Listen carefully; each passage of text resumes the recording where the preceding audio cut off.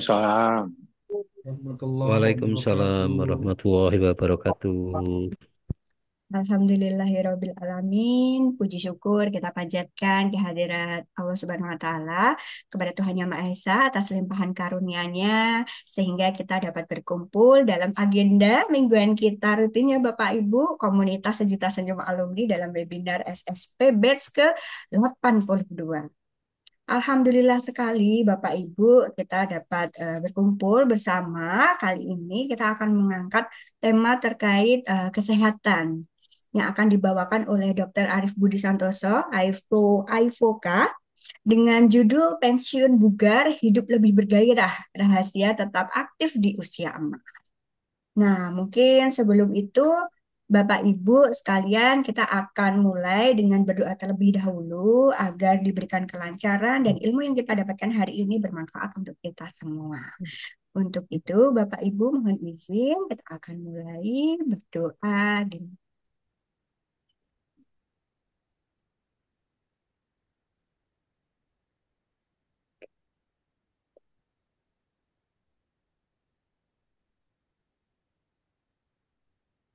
Amin, berdoa cukup.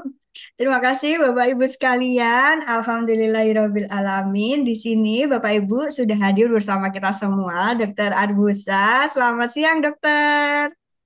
Assalamualaikum, Mbak Dia, Bapak, Ibu. Waalaikumsalam. Bagaimana kabarnya? Baik, dok. Baik-baik, Alhamdulillah. Alhamdulillah baik sehat Hmm, luar dokter. biasa ya kabarnya ya. Jangan baik aja ya, harus luar Luar biasa. biasa. Baik. Itu pun luar biasa. Ah, Wih, luar betul. biasa Pak Nur Hadi. Biasa, Pak Oke, Dokter. mungkin sebelum kita mulai boleh kita em, ini ya Mas, yel-yel terlebih dahulu ya. Yes, Biasanya yes, kalau di yes, ISQ yes. semangat pagi, pagi, Pagi, pagi, pagi, pagi. pagi. Oke, kita mulai ya Waduh. Bapak Ibu. Bismillahirrahmanirrahim. Semangat pagi. Pagi, Pagi, Pagi, pagi, pagi, pagi, pagi, pagi. pagi. pagi. Alhamdulillahirrahmanirrahim. Baik, Dokter Arbusa, karena waktu kita sangat terbatas nih, eh, mohon maaf, saya hilang ya tiba-tiba. Ini kalau virtual tiba-tiba ada suaranya, nggak ada orangnya. Nah, karena akan ada banyak pertanyaan, saya kira dari Bapak Ibu semuanya, mungkin nanti di sesi-sesi materi, boleh langsung saja kepada Dokter Arbusa, disilakan. Baik, terima kasih Mbak Dia. Mbak Dia, saya izin share ya. Oke, siap. Oke, Bapak Ibu, gimana kabarnya hari ini? Sehat semua ya? Tadi udah Alhamdulillah jawabannya, sehat. Pak Nur Hadi jawabannya bagus banget nih, luar biasa, mantap ya Pak ya, pokoknya ya. Itu harus jawabnya harus seperti itu, Pak. Jangan jawab alhamdulillah gitu ya. Ya itu bagus sih, cuma kurang mantep jawabnya. Slide-nya udah kelihatan, Mbak? Oke, sudah Mas. Oke, siap. Bismillahirrahmanirrahim. Jadi judulnya yang hari ini akan kita angkat adalah pensiun bugar, hidup lebih aduh nih typo nih, lebih bergairah ya maksudnya ya. Rahasia tetap aktif di usia emas. Ini usianya sudah usia emas atau masih perak ini ya? Bapak Ibu yang ada di sini ya. Usia emas Oversek tuh dok, biasanya sudah gimana, Pak? oversek, Mas, usia Mas. Udah oversek mulai ya. emas nih ya. Ya, moga-moga di usia emas ini juga tabungan emasnya makin meningkat juga ya. Relate dengan usia nih ya. Oke, terima kasih. Jadi kita hari ini akan Saya jatah sharing begadang terkait tuh. pensiun, terkait masa usia emas, karena topik kita adalah masa persiapan pensiun, yang kalau saya Kegiatannya begadang nih. saripatikan, pensiun itu seperti hari Senin. Awal yang baru, tapi kalau nggak siap, bikin lemes. Ini yang biasa di kantor ngerti ini biasanya nih. Kalau biasanya hari Senin, job desk udah mulai running, cuma kalau nggak disiapkan, wah ini kalang kabut. Nah, sama dengan pensiun. Sama halnya dengan pensiun. Jadi kalau memang tidak dipersiapkan, itu akan menjadi masalah ke depannya. Makanya ini dengan acara MPP ini bukan hanya medis ya yang biasanya dibahas, ada berbagai macam topik. Salah satunya yang memang nggak kalah penting dan menjadi tonggak dari berbagai materi yang dibahas lainnya adalah kesehatan. Kita mau bahas finansial, kita mau bahas berbagai aspek lain, tapi kalau nggak sehat, itu jadi nggak bagus tuh.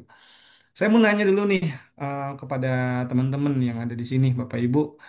Hal seru apa yang akan dilakukan nanti waktu pensiun? Bisa nggak nih? Di-share nih. Satu, dua orang boleh?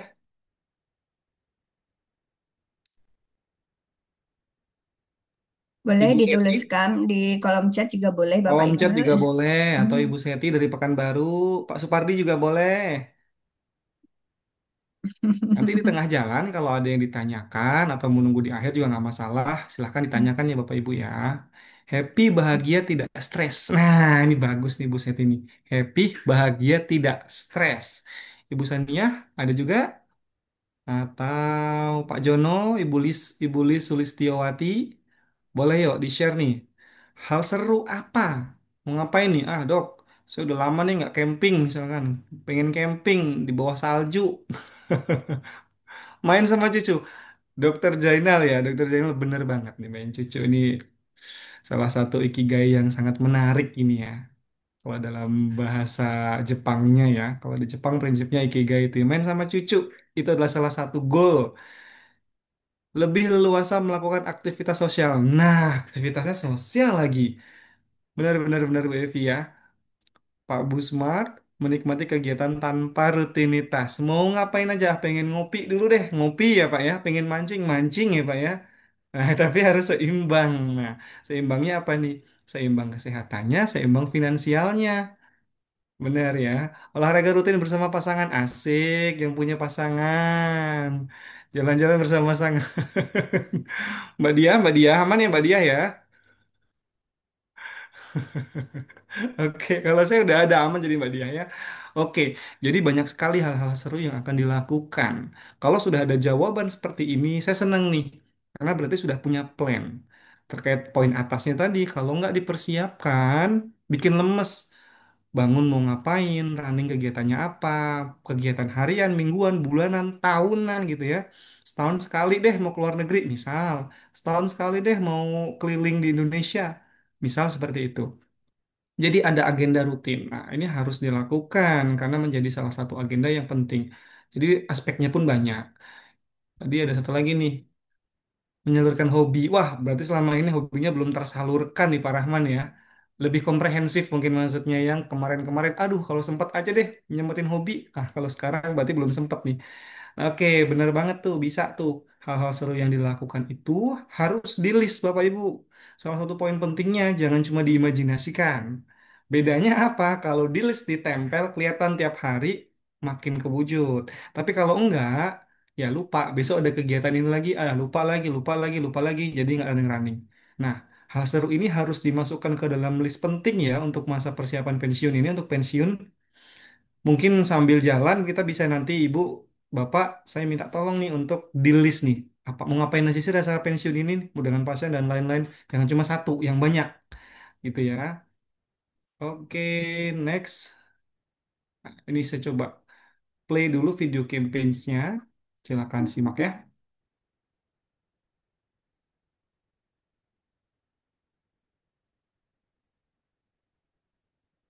Oke. What will your last 10 years look like? Will you be quick enough for a game of tag with your grandchild? Strong enough to embrace every moment?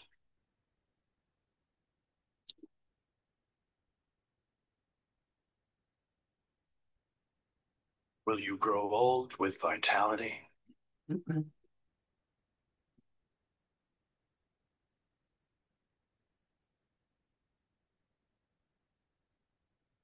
Or get old with disease?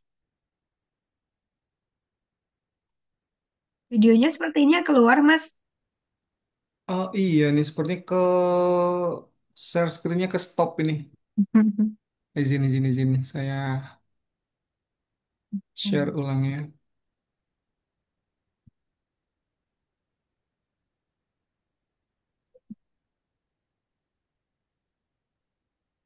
Hmm. Oke. Ada suaranya tadi ya, tapi ya, Mbak, Ada. Mbak Di, ada ya. Oke, siap. Saya izin share screen ulang ya. Ayo.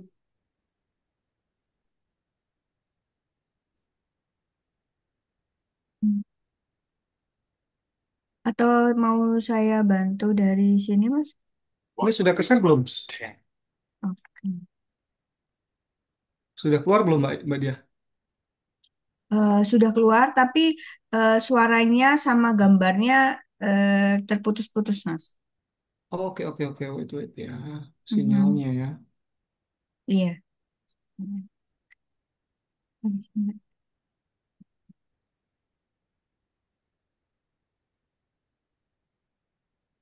Eh, Mungkin sepertinya dari saya aja, saya bantu. Boleh silakan. Tapi nanti slide-nya berbeda yang main kemarin ya. Iya, saya Seperti hanya untuk topik yang itu ya. Oke boleh boleh Mbak. videonya, untuk Boleh boleh videonya boleh. aja. Boleh Oke. silakan.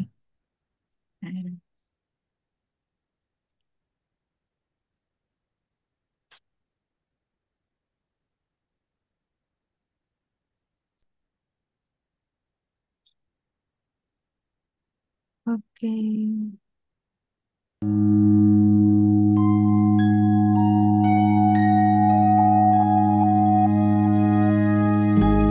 What will your last Maaf sebentar. Suaranya apakah terlalu kencang, Mas? Aman. 10 years look like? Will you be quick enough for a game of tag with your grandchild? Strong enough to embrace every moment?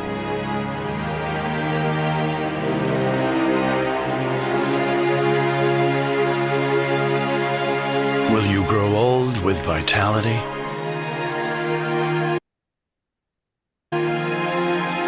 Or get old with disease?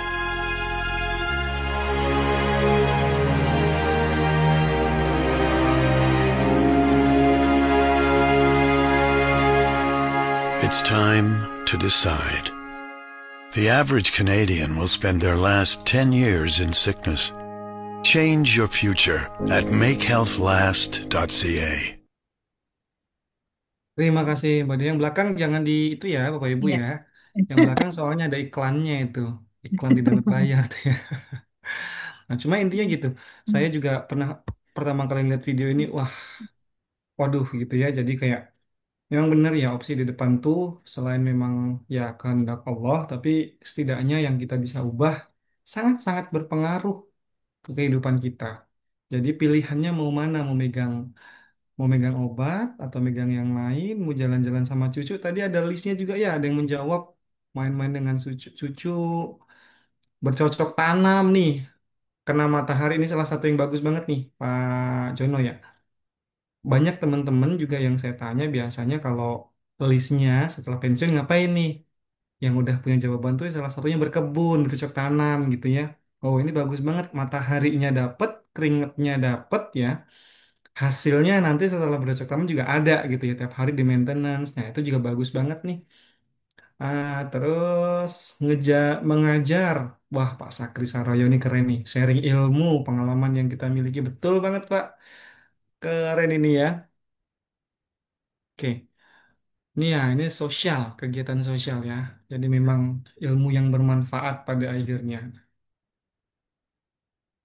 Oke, sekarang saya mau tanya dulu nih, apa itu sehat, apa itu bugar? Ada yang bisa jawab, Bapak Ibu? Bedanya sehat sama bugar apa tuh? Bu Evi? Atau boleh di chat ya, kalau yang tahu, atau mau langsung ngomong langsung boleh. Pak Koko, Bu Pak Evi itu Bayu, ahlinya, Pak. gimana? Bu Evi ahlinya itu. Sorry. Oke.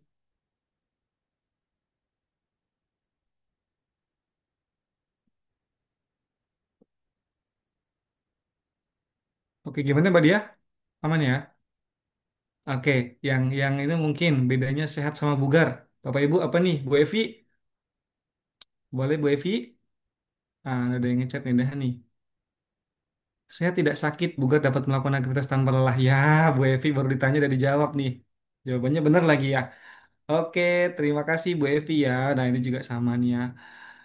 Betul, jadi memang secara definitif dari WHO disebutkan seperti itu. Kalau sehat itu memang ada fisiknya, ada mentalnya, ada sosialnya. Itu harus balance. Jadi kalau fisiknya oke, tapi ngelamun di pojokan sendirian nangis, itu belum sehat, gitu ya. Secara sosial, fungsi sosialnya juga, bersosialisasinya juga itu penting sekali. Secara spiritual, biasanya juga ada kaitannya dengan spiritual beberapa referensi lain. Tapi benar banget. Jadi emang sehat itu nggak cuma fisik, itu yang penting ya.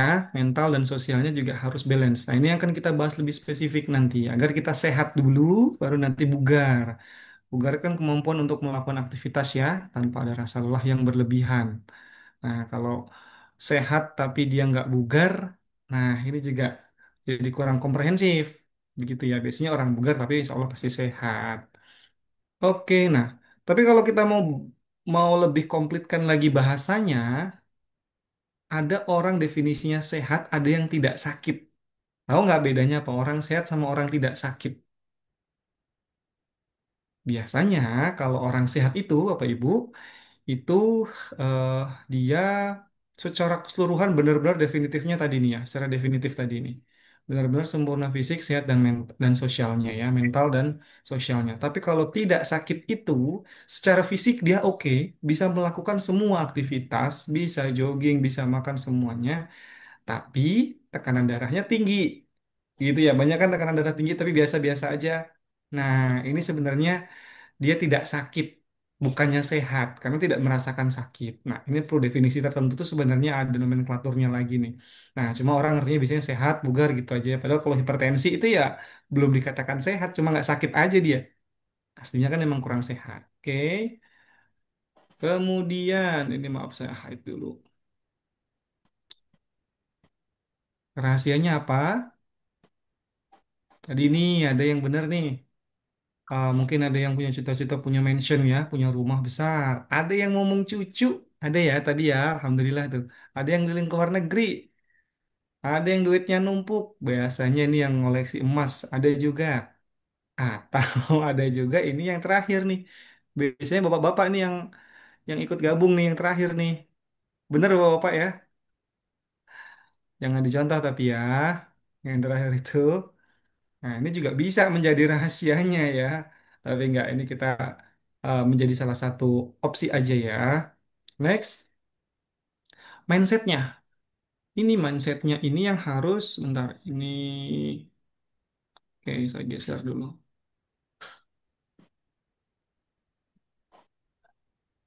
Mindset baru, selama pensiun itu harus ada mindset baru, di mana pensiun itu artinya adalah upgrade hidup, Bapak Ibu.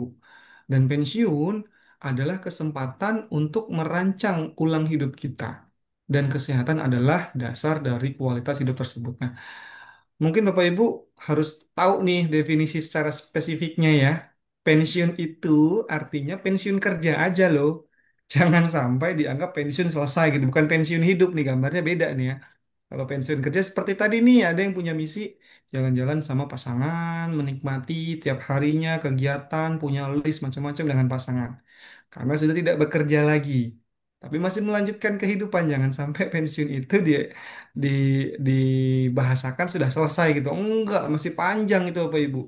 Cuma beda babak saja. Kalau bahasa kita babaknya beda, kesempatannya beda, listnya juga berbeda. Itu poin pentingnya. Jadi gini ya, saya gambar kalau pensiun hidup, gambarnya seperti yang kanan ya Bapak Ibu ya. Nah, jangan seperti itu ya. Batu nisan itu ya. Oke. Nah, secara psikologis juga, itu bisa kita cari tahu bahwa jika tidak siap pensiun, biasanya orang-orang akan merasa hampa. Biasanya aktivitas rutinitas ya, pagi, siang, sore, awal-awal biasanya ada euforia. Fasenya biasanya ada euforia dulu. Cuma lama-lama, waduh, kok gini-gini aja ya. Pagi biasanya berangkat kerja, sore pulang, mikirin kerjaan, besok lagi, continue seperti itu. Apalagi kalau sudah di level pimpinan, biasanya sudah punya job job list pekerjaannya komprehensif, komplit. Nah, biasanya dialihkan ini, dialihkannya kemana? Kalau punya bisnis, tetap kerja juga ya. Nah, secara psikologis, kalau misalkan tidak dipersiapkan dengan optimal, itu akan menyebabkan berbagai hal. Salah satunya perasaan hampa, nggak nyaman, cemas, hubungan jadi memburuk sama sama istri sama pasangan gitu ya, sama keluarga. Cuman kalau yang gabut-gabut biasanya bisa sampai nih ke pinjol, ke judol itu ya. Bisa banget Bapak Ibu. Nah, padahal secara komprehensifnya pensiun itu adalah punya waktu 24 jam untuk hal-hal yang kita pilih. Kita sudah selesai dengan rutinitas harian, kita punya opsi sekarang untuk melakukan hal-hal yang kita inginkan. Contoh misalkan kalau memang mau berkebun, tadi yang mau jalan-jalan, itu bisa banget. Ada salah satu research yang mengatakan bahwa orang yang menjaga gaya hidup sehat memiliki risiko lebih rendah terkena penyakit kronis seperti diabetes dan hipertensi. Nah, ini ada jurnalnya. Malahan kalau Bapak Ibu mungkin sadar, di beberapa pasien itu, nah, betul tuh. Kalau beberapa beberapa referensi itu malah banyak teman-teman yang sudah pensiun itu setelah pensiun malah jadi gampang sakit. Pernah nggak Bapak Ibu teman-temannya yang sudah duluan pensiun atau tetangga-tetangganya selama dia kerja, sehat dia semangat nggak ada masalah apa-apa.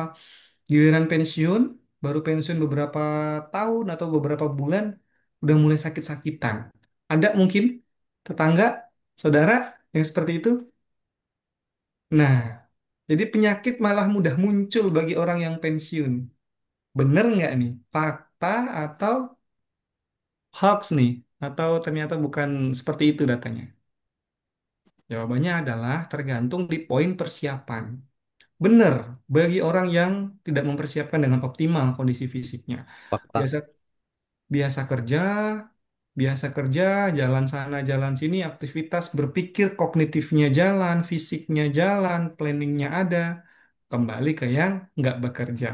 Aktivitasnya jadi nggak terkontrol, pikirannya jadi bebas kemana-mana tanpa ada alur yang bisa untuk melatih kognitif, melatih fisik, sehingga muncullah penyakit. Jadi ini benar bagi yang nggak dipersiapkan. Namun bagi yang dipersiapkan malah harusnya lebih sehat dong. Yang kemarin nggak sempat olahraga sekarang di manage. Olahraganya harus sekian. Makanannya harus ini. Kemarin nggak sempat makan. Ngopi sehari 7 gelas. Nah sekarang bisa dikurang-kurangi. Nah ini juga bedanya orang yang pensiun malah sakit sama pensiun malah tetap sehat adalah di persiapan. Nah, ini yang perlu kita pahami juga. Sedikit medis ya, Bapak Ibu ya, sedikit saya spill medisnya. Bahwa ketika sudah pensiun itu, ada kerusakan dari DNA yang disebabkan karena banyak faktor. Salah satunya adalah faktor penuaan, di mana metabolismenya berubah, apalagi nanti ada faktor X, inflamasi yang sering muncul di dalam tubuh atau peradangan ya. Belum lagi sinar ultraviolet ya, sinar matahari, belum polusi udara, macam-macam. Belum lagi yang rokok, ada ya yang rokok ya di sini ya. Pasti ada. Biasanya pasti ada yang rokok.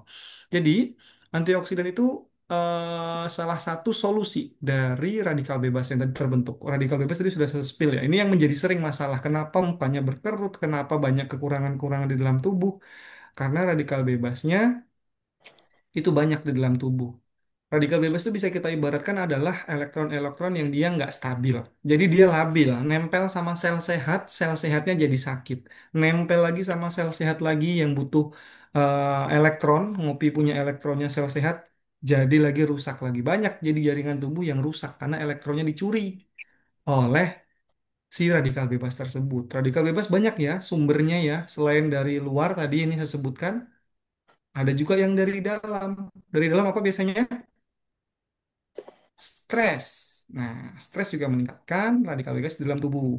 Sehingga perlu ada antioksidan di dalam tubuh. Antioksidan itu banyak banget Bapak Ibu. Antioksidan di dalam tubuh. Sesimpel misalkan matahari pagi tadi ya, berjemur itu bisa juga. Atau superfood. Pernah dengar nggak di Indonesia kita punya superfood yang sudah diakui dunia. Yang gampang banget, mudah banget. Tapi orang luar sangat sangat apa ya, bagi mereka itu adalah wow, luar biasa sekali. Clue-nya adalah vitamin C-nya lebih tinggi daripada jeruk sampai 5 kali lipat, lebih tinggi vitamin A daripada wortel, apalagi vitamin D-nya lebih tinggi. Ada yang tahu superfood tersebut? Nah, ada yang balas nih. Daun kelor, ya keren ini Pak Asep, Pak Sakri ya, keren keren, sip sip. Betul, daun kelor Bapak Ibu, daun kelor sesimpel daun kelor itu memang benar-benar menjadi salah satu poin penting. Selain juga kalau misalkan untuk perbaikan otak dan jantung, jangan lupa omega 3. Omega 3 ini penting banget juga untuk meningkatkan kapasitas otaknya, jantung, fungsi jantung, omega 3 sangat penting. Daun kelor ini mengandung 21 kalau nggak salah plus antioksidan. Yang ini sangat jarang ditemukan sehingga orang luar tuh nyebutnya ini superfood. Susah tapi sekarang ya, padahal dulu waktu saya masih kecil tuh di pinggir rumah tuh di sebelahan sama pagar-pagar rumah tuh. Saya dulu di Hmm. kampung jadi banyak banget tuh. Jadi kayak gampang Fak- banget nyarinya. Boleh. Sekarang udah agak susah nih ya. Oke, faktor penting tentang penuaan. Nah, ini harus kita pahami Bapak Ibu bahwa penuaan itu terjadi penurunan fungsi di dalam tubuh. Ini sudah kodratnya, sudah mutlak. Biasanya fungsi fisik akan turun setelah usia 30 tahun, apalagi sudah 60 tahun ya, itu akan ada penurunan fungsi. Persentasenya ini yang berbeda-beda. Makanya saya bilang ini mutlak biasanya, tapi persentase yang berbeda-beda. Ada yang 3% saja turunnya, ada yang 5%, ada yang 10%. Tergantung bagaimana manajemen tubuh kita, bagaimana metabolisme tubuh kita, bagaimana kita menjaga tubuh kita. Jadi kalau udah 60 tahun tuh biasanya akan lebih cepat fungsi fisiknya turun. Nah, ini ada jurnal-jurnalnya juga ya. Secara kognisi atau memori juga volume otak akan turun setiap dekadenya 5%. Nah, ini tadi fungsi salah satunya latihan kognitif, latihan teka-teki, memberikan asupan omega 3 gitu-gitu juga ya. Itu juga akan mempengaruhi persentasenya sehingga fungsi memori, fungsi pemrosesannya akan lebih optimal. Secara mental juga sama. Akan lebih tinggi mengalami depresi dan kecemasan apalagi setelah kehilangan pasangan. Nah, ini juga akan berpengaruh. Jadi ada beberapa jurnal yang mengatakan hal tersebut. Respon motorik juga berpengaruh. Respon motorik itu apa, Dok? Jadi refleks-refleks untuk koordinasi tubuhnya kurang. Biasanya ada tawon lewat, kita bisa langsung set ngerespon gitu ya. Salah satunya, nah ini jadi agak lama ngeresponnya. Nah, ini keentup dulu nih baru bisa respon. Faktor X-nya juga banyak. Jadi persentase 15 sampai 20% itu fluktuatif tergantung orang. Kalau memang di manajemennya bagus selama ini, jadi itu tetap akan bagus. Tapi kalau misalkan persentase tetap akan kecil. Cuma kalau ternyata selama ini tidak menjaga tubuh, contohnya obesitas, merokok dengan aktif, kemudian kurang istirahat, banyak X faktornya, persentasenya akan semakin tinggi. Sekilas ya, faktor genetik ya, mekanisme perbaikan sel di dalam tubuh itu sebenarnya ada banyak. Ada tapi beberapa faktor yang mempengaruhi terhadap eh, usia kita, terhadap umur. Kadang-kadang kalau secara fisik kelihatannya adalah umurnya beda, umurnya sama kok tuanya beda. Ada yang masih muda tapi kelihatan tua, ada yang sebaliknya. Sudah tua tapi kelihatan masih muda. Nah, ini Bapak, Ibu tolong jangan sebutkan masalah faktor faktor duitnya ya. Faktor duit berpengaruh bener banget. Ini kalau yang mau udah faktor duit, faktor perawatan dan lain-lain, nah ini udah beda pembahasan. Beda pembahasan dengan saat ini kita. Jadi kalau misalkan faktornya duit, beda lagi. Nah ini faktor-faktor yang netral sifatnya. Pola makan. Pola makannya bukan harus yang makan tenderloin, sirloin, atau macam-macam. Enggak gitu Ibu Bapak. Jadi emang harus dikontrol. Terutama gulanya dan garamnya. Nah, nutrisi ini, kalau kita ngobrolin ke makanan yang sering kita makan, biasanya ada juga tuh mie itu. Mie itu sebenarnya nutrisinya nggak ada, hampir nggak ada, kecuali ditambah telur ya, ditambah sayur ya, itu jadi ada. Cuma kalau makannya mie doang, malam-malam, nah itu cuma kenyang doang, tapi nutrisinya nggak ada. Yang kedua, faktor eksternal. Faktor eksternal ini ada banyak, contohnya sinar UV, sinar matahari, itu juga bisa merusak kolagen. Jadi ke matahari ini kan netral ya, bukan masalah uang ya. Rokok, nah ini sedikit banyak terkait gaya hidup karena meningkatkan stres oksidatif dan kerusakan sel. Nah ini udah, kalau ini insya Allah sudah banyak ya ini yang bahas terkait rokok. Alkohol yang ternyata tidak ada batas amannya ya secara jurnal. Sempat dikatakan beberapa jurnal terakhir mengatakan boleh 1 sampai 2 apa istilahnya ya kalau di Eropa itu sloki atau 2 gelas kecil gitu ya. Cuma setelah diteliti ulang, tidak ada batas aman untuk alkohol. Dulu dalihnya karena biar nggak dingin, karena di Eropa ya. Nah, ternyata setelah diteliti lanjut tidak ada batas aman untuk alkohol. Obesitas. Nah, nanti akan saya bahas ada jurnal terbaru di bulan Agustus awal kemarin terkait obesitas. Yang ternyata berat badan berlebih itu sangat berpengaruh secara keseluruhan banget ke kesehatan. Selanjutnya aktivitas fisik rendah. Nah, ini relate semuanya dan tidak kaitannya dengan faktor ekonomi ya. Tergantung faktornya faktor ilmu dan faktor niat. Begitu ya. Kalau menua apa aja sih dok yang terjadi dok? Pertama, sel-selnya jadi fungsinya turun. Ototnya masanya berkurang, ada sarkopenia ya, ada ya. Juga bisa terjadi di mana otot-ototnya itu kehilangan banget. Jadi ototnya tadinya besar jadi mengecil. Nih ya, sarkopenia. Kemudian peningkatan pembentukan aterosklerotik atau biasanya sumbatan-sumbatan di pembuluh darah. Sumbatan di pembuluh darah ini juga bisa disebabkan karena penuaan. Karena apa? Pembuluh darahnya sudah enggak apa elastis, sudah kaku gampangnya ya. Jadi kan harusnya kan elastis itu bisa membesar, bisa mengecil, sesuai dengan kebutuhan. Jadi kalau dia membesar, kalau biasanya kepanasan itu, mungkin bapak-bapak yang suka olahraga, kalau waktu habis olahraga, pembuluh darahnya kelihatan. Orang nyebutnya biasanya, ototnya kelihatan semua, berarti pembuluh darah ya. Cuma biasanya kalau panas itu tuh, dia akan membesar. Cuma kalau dingin dia akan mengecil. Nah, penyesuaian inilah yang sesuai dengan umur biasanya akan berkurang. Padahal bukan hanya faktor dingin dan panas, tapi di dalam tubuh diperlukan, terutama untuk suplai jantung, suplai organ, dia butuh waktunya membesar, butuh waktunya mengecil. Nah, kalau tidak fleksibel, ini akan berpengaruh sekali terhadap pembuluh darah yang kaku dan menyebabkan penumpukan aterosklerotik atau biasanya plak menyebutnya ya. Ya, ini biasanya relate juga dengan adanya oksidasi, stres oksidasi di dalam pembuluh darah dan kolesterol. Kalau pembuluh darahnya sudah menyempit seperti ini, makin kecil, lama-lama pecah dia kan namanya juga aliran cairan ya, cairan darah. Dia ketika sudah tertutup dia akan mencari jalan lagi untuk keluar karena dipompa terus. Kalau dipompa terus ibarat balon, sudah mentok ya dia akhirnya pecah. Pecahnya di jantung jadinya apa? Serangan jantung. Pecahnya di otak jadinya stroke. Nah, itu juga berpengaruh. Nah, ini sedikit pembahasan nih ya terkait perubahan-perubahan yang terjadi dalam tubuh secara neurologis atau secara sarafnya ya. Sarafnya akan turun, fungsi-fungsi sarafnya akan turun, kemudian fungsi pencernaannya juga jadi gampang, masalah nutrisi jadi nggak keserap. Makanan bagus nutrisinya jadi nggak optimal juga bisa, jadi gampang nggak nafsu makan, itu juga bisa tuh. Fungsi ginjal juga turun untuk menyaring kotoran-kotoran jadi nggak optimal. Fungsi jantung, nah, ini memang normalnya pada umumnya akan ada penurunan. Persentase penurunan ini yang berbeda-beda tiap individu tergantung individu tersebut. Gampang lupa, kenapa nih gampang lupa nih? Nah ini faktornya karena ada neurologisnya udah berkurang. Nah nafsu makan, ya karena itu. Tensinya tinggi, pembuluh darahnya udah kaku tuh. Gampang ngos-ngosan juga sama tuh masalahnya ke jantung biasanya. Susah tidur. Nah, ini faktor X-nya biasanya dari endokrin juga bisa tuh. Endokrin tuh fungsi hormonnya ya Bapak Ibu ya. Kalau yang udah wanita biasanya menopause gitu ya. Laki-laki juga ada. Hormon-hormon tertentu dia akan berkurang produksinya karena si organ yang memproduksi sudah menurun fungsinya. Masalah kesehatan sering muncul, penyakit jantung yang sering banget ditakuti ya. Penyakit jantung. Hipertensi, osteoartritis, diabetes, dan osteoporosis. Ada Bapak Ibu di sini yang menderita beberapa penyakit ini? Ada ya, pasti ada.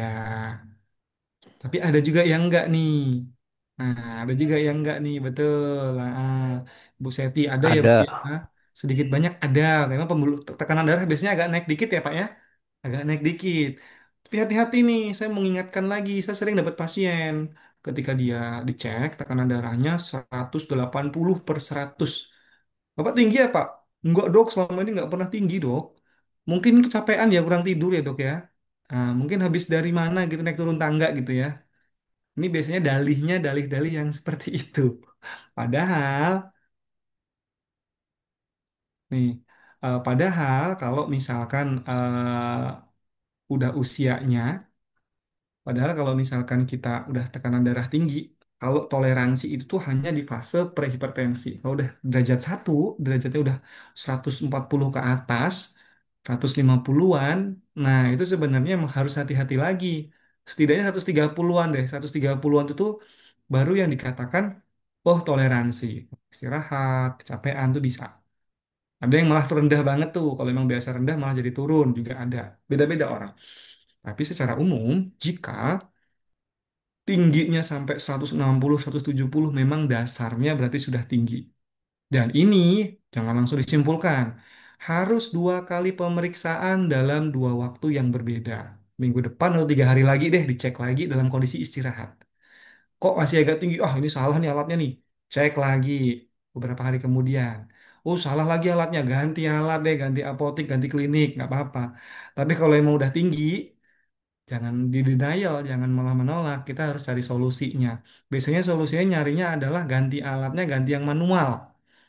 Padahal, Bapak kalau lihat sekarang Bapak Ibu di rumah sakit besar di luar negeri dan di dalam negeri itu sudah pakai digital semua. Bahkan sekarang sudah pakai AI yang terbarunya. Jadi yang manual itu sangat subjektif dengan manusia. Si perawatnya ngecek 100 orang hari itu. Mungkin orang ke 101 udah nggak valid karena dia sudah kecapean. Sedangkan kalau pakai mesin enggak. Dia biasanya ngefeknya ke baterai atau ke kalibrasi. Nah, ini pentingnya klinik-klinik dicek kalibrasinya. Itu ya. Kepenuaan juga berpengaruh terhadap fungsi otaknya. Ini ada gambar otak nih, saya sharingnya. Gambar otak mana yang masih masih seger, sama yang kalau bahasanya mana yang udah kering ini ya. Kering ini bahasanya karena menyusut ya. Setelah fungsinya biasanya dia akan menyusut. Ya ini karena memang faktor X-nya adalah penuaan. Tapi menyusutnya persentasenya beda-beda. Maka ada orang yang umur 60 sudah demensia total, sudah benar-benar lupa cucunya, lupa anaknya, lupa. Itu lupa semua ada.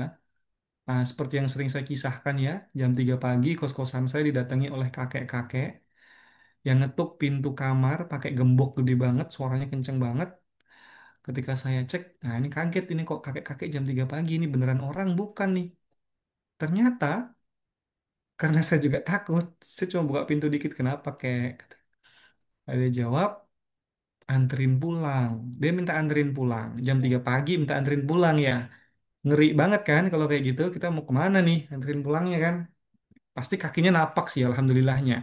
Tapi habis itu saya langsung tanya ke bapak kos, ternyata si bapak tua ini, kakek ini, jeng-jeng rumahnya cuma di sebelah kos-kosan. Beliau lupa pulang ke rumah. Kenapa dibawa gembok? Karena emang kamarnya digembok. Nah, jadi ini faktor X penuaan sangat berpengaruh sekali ya. Dan ini saya waktu zaman masih kuliah ini kaget banget saya ini. Jam 3 pagi didatengin ternyata sebelah. Nah, ini ternyata bermanfaat juga ya. Pengalaman itu untuk menjadi sharing kepada Bapak Ibu di sini ya bahwa fungsi kognitif itu berpengaruh sekali dan bisa diajarkan, bisa dilatih dengan banyak belajar hal-hal baru gitu ya. Oke. Nah, takdir ada di tangan Tuhan, di tangan Allah ya. Tapi Tuhan memberikan pilihan untuk kita mengubahnya. Jangan sampai dikit-dikit, ah udah takdir. Ah udah takdir. Oh benar, takdir harus kita imani. Tapi udah usaha belum nih? Jangan lupa. Karena sesungguhnya Allah tidak mengubah keadaan suatu kaum sehingga mereka merubahnya. Merubah sendiri ya. Kalau mau sehat ya usaha dong. Gitu kan. Kalau mau kaya ya usaha dong gitu kan. Nah, kalau banyak temen ya usaha juga dong. Allah udah dikasihkan semua jalannya, tinggal kita mau mengubahnya atau enggak. Jadi jangan menyalahkan takdir. Dan takdir itu ada yang bisa diubah, ada yang enggak ya. Nah, makanya udah kita pakai yang cara yang gimana caranya kita optimalkan sebaik mungkin. Kalau udah jaga sehat macam-macam ternyata Allah takdirkannya nggak bagus atau bukan nggak bagus ya, bagus itu perspektif ya. Contohnya meninggal deh, udah usaha olahraga bagus, bla bla bla, bla, ternyata takdirnya meninggal, kepleset, kebentur. Wah itu takdir bagus atau nggak bagus tuh? POV-nya kalau nggak bagus ya bisa bener. Cuma kalau bagus, oh mungkin ini jalannya sudah seperti itu, mungkin Tuhan sudah rindu. Nah, tergantung POV. Mindset itu berpengaruh sekali. Nextnya adalah, ini saya mau nanya nih ke Bapak Ibu yang ada di sini. Ada yang nggak makan gorengan seminggu terakhir? Nah, ada yang punya 3 macam buah di rumah dan dimakan, kemudian nggak punya mie instan. Di rumah ada nggak yang nggak punya mie instan? Jarang ini ya. Biasanya yang, oke dok, nomor 4 ada dok, saya nggak minum botol-botolan dok, kecuali air mineral. Oh, oke. Yang nggak punya mie instan ada? Ada sih harusnya, satu dua ya, nggak suka mie instan ya. Yang punya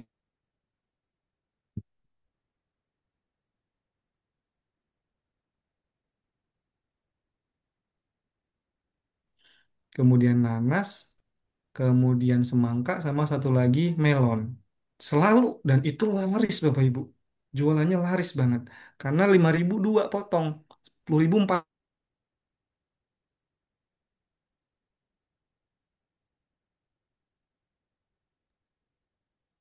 Nah, Bapak Ibu, apakah kendalanya di saya atau di Dokter Arbusa ya? Dokter, di dokter. Oh, Please. di dokter ya. Mm. Nge-freeze ya. Oke, mohon izin ya Bapak Ibu. Kita akan coba kembali lagi hubungi Dokter Arbusa. Dokternya diam tuh. Sebenarnya Bapak Ibu mohon izin karena ada sedikit kendala jaringan mungkin di dokter ya.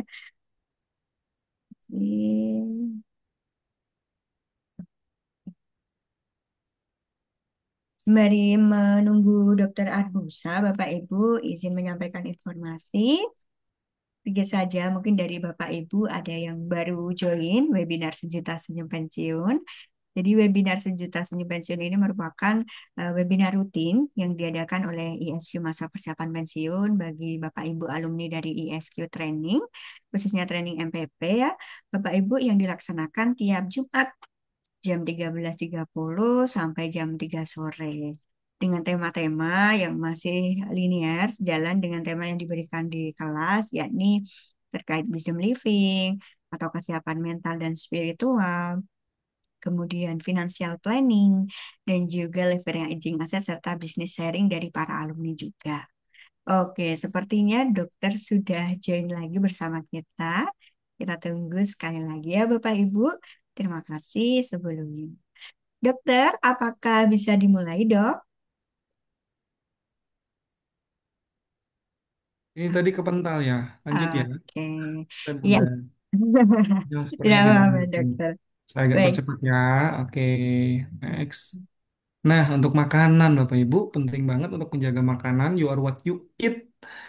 Makanan penting banget. Ada beberapa dasar yang bisa saya sampaikan di sini dan ada beberapa contoh. Di Indonesia itu termasuk sebenarnya kaya sekali terhadap opsi-opsi makanan, terutama makanan-makanan yang tidak digoreng, gitu ya. Terutama tidak digoreng atau terutama yang direbus-rebus gitu ya.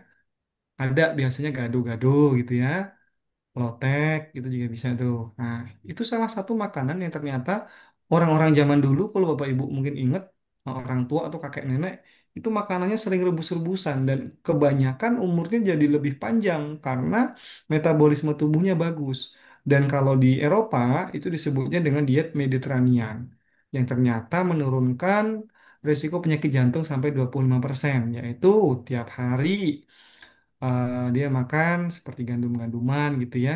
Ya mungkin nasi kalau bahasa kita ya, tapi porsinya porsi sedikit. Nah, sayur itu yang wajib tiap hari dan minyak zaitun, mungkin di sini ada juga yang concern ke minyak zaitun tiap hari diminum, itu ada ternyata penelitiannya digunakan di dalam daerah Mediterania itu bagus banget dikonsumsi tiap hari. Ikan, kemudian ikan laut terutama itu bisa tiap minggu. Kalau daging-dagingan kadang-kadang aja ya, nggak harus tiap hari. Nah, protein terutama yang sumber-sumber protein ini itu juga fungsi penting sekali untuk tubuh. Nah, maka dari itu keseimbangan dari makanan ini menjadi dasar. Kita mau jadi bagaimana tergantung yang kita makan. Nanti juga kita tapi perlu pembatasan makannya ini ya, konsepnya ya. Buah, sayur, kalau dari Kemenkes juga sudah ada dasarnya Bapak Ibu. Apa? Isi piringku, istilahnya ya, isi piringku.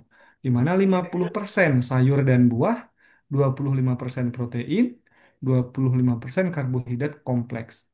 Ini yang disarankan oleh Kemenkes. Relate ya. Biasanya kalau di Indonesia gimana Mbak Dia? Gimana Bapak Ibu? Kalau di Indonesia biasanya 80% nasi, gitu ya. Benar ya? Si. Eh, Karbo. 80% nasi. Kalau kalau sayurnya cuma ujung nipis banget ya. Ya, apakah boleh dok yang seperti itu? Nah, kalau untuk beberapa orang dengan aktivitas fisik yang berat, contoh punten tuh misalkan tukang ya, ya dia memang capek, energi yang dibutuhkan banyak, kebakarlah semua itu. Tapi bagi yang tidak aktivitasnya seberat itu, mungkin tidak perlu. Dan ini disarankannya, makanya 4 sehat 5 sempurna sudah tidak relate lagi. Sekarang 4 sehat 5 sempurna itu kan dianggapnya jadi berlebihan, karena akhirnya nanti pada gendut. Nah, ada beberapa istilah yang bisa saya gunakan di sini kalau profesor guru saya dulu bilang, cukup seimbang sesuai kebutuhan. Karena laki-laki perempuan beda kebutuhannya. Berat badan 50 sama berat badan 70 beda. Targetnya berbeda. Yang lagi obesitas ya jangan disamakan juga akhirnya. Dikurangi juga porsinya. Nah, ini sesuai kebutuhan poin pentingnya dan harus seimbang, seimbang persentasenya buah, sayur, protein dan karbohidrat. Minyak zaitun itu bagus banget Pak. Tadi ada yang nanya ini minyak zaitun itu bagus Bapak. Jadi itu menjadi salah satu yang disarankan. Ada penelitian-penelitian dalam jurnal juga menyarankan untuk mengkonsumsi minyak zaitun sebagai lemak utamanya. Nah, yang sering menjadi masalah itu sebenarnya adalah garam dan gula.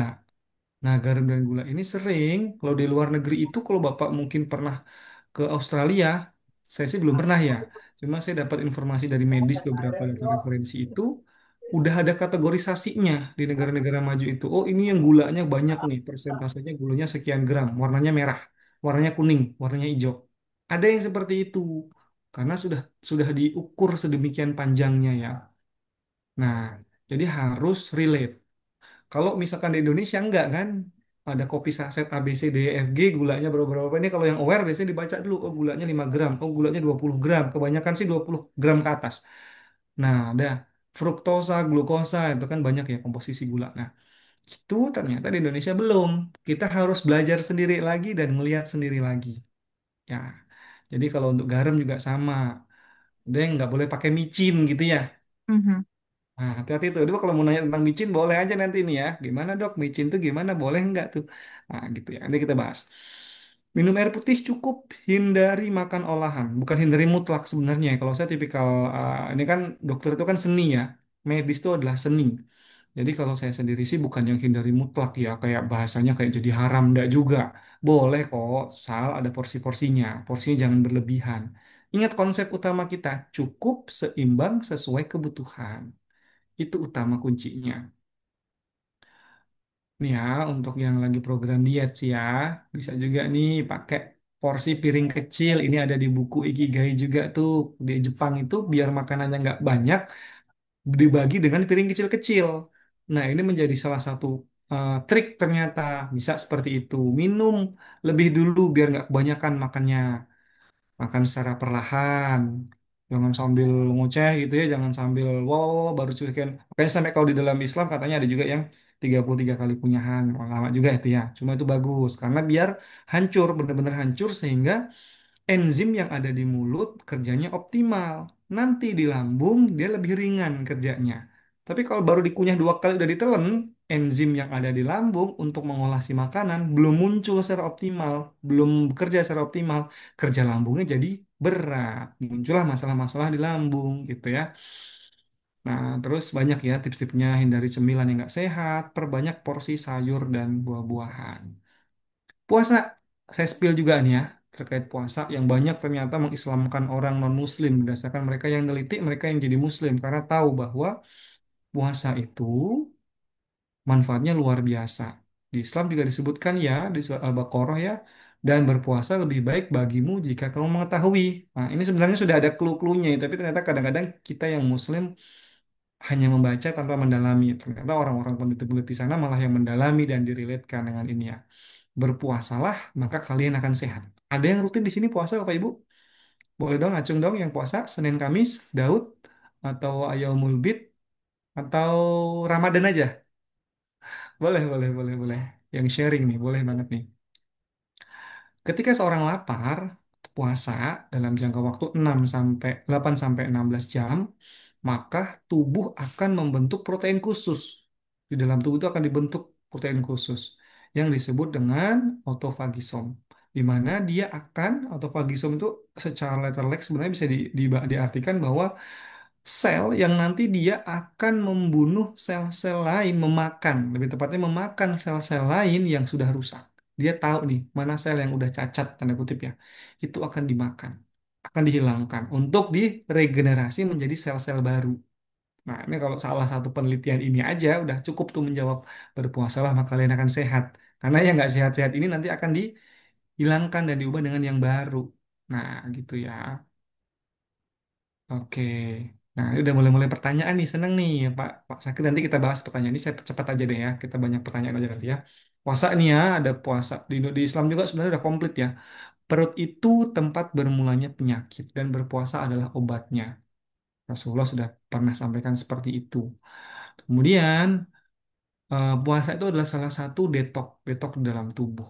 Penetralan racun ya detok itu ya. Ada harian, mingguan, bulanan atau tahunan.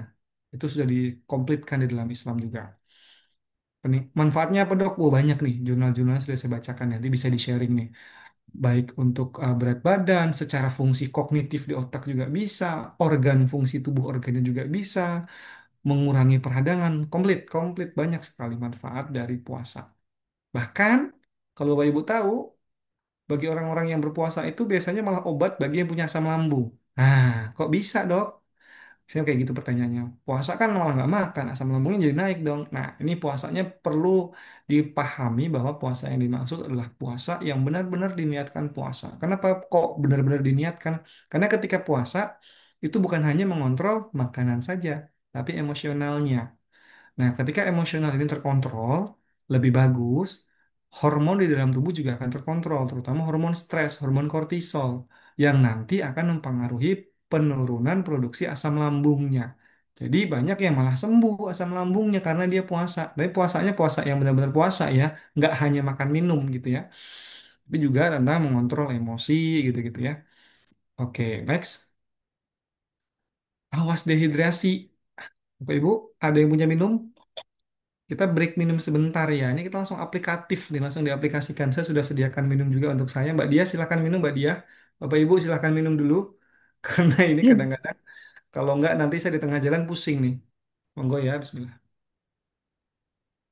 Kan Bapak Ibu sembari minum dan mempersiapkan pertanyaannya bisa dituliskan di kolom chat atau nanti bisa langsung disampaikan kepada dokter.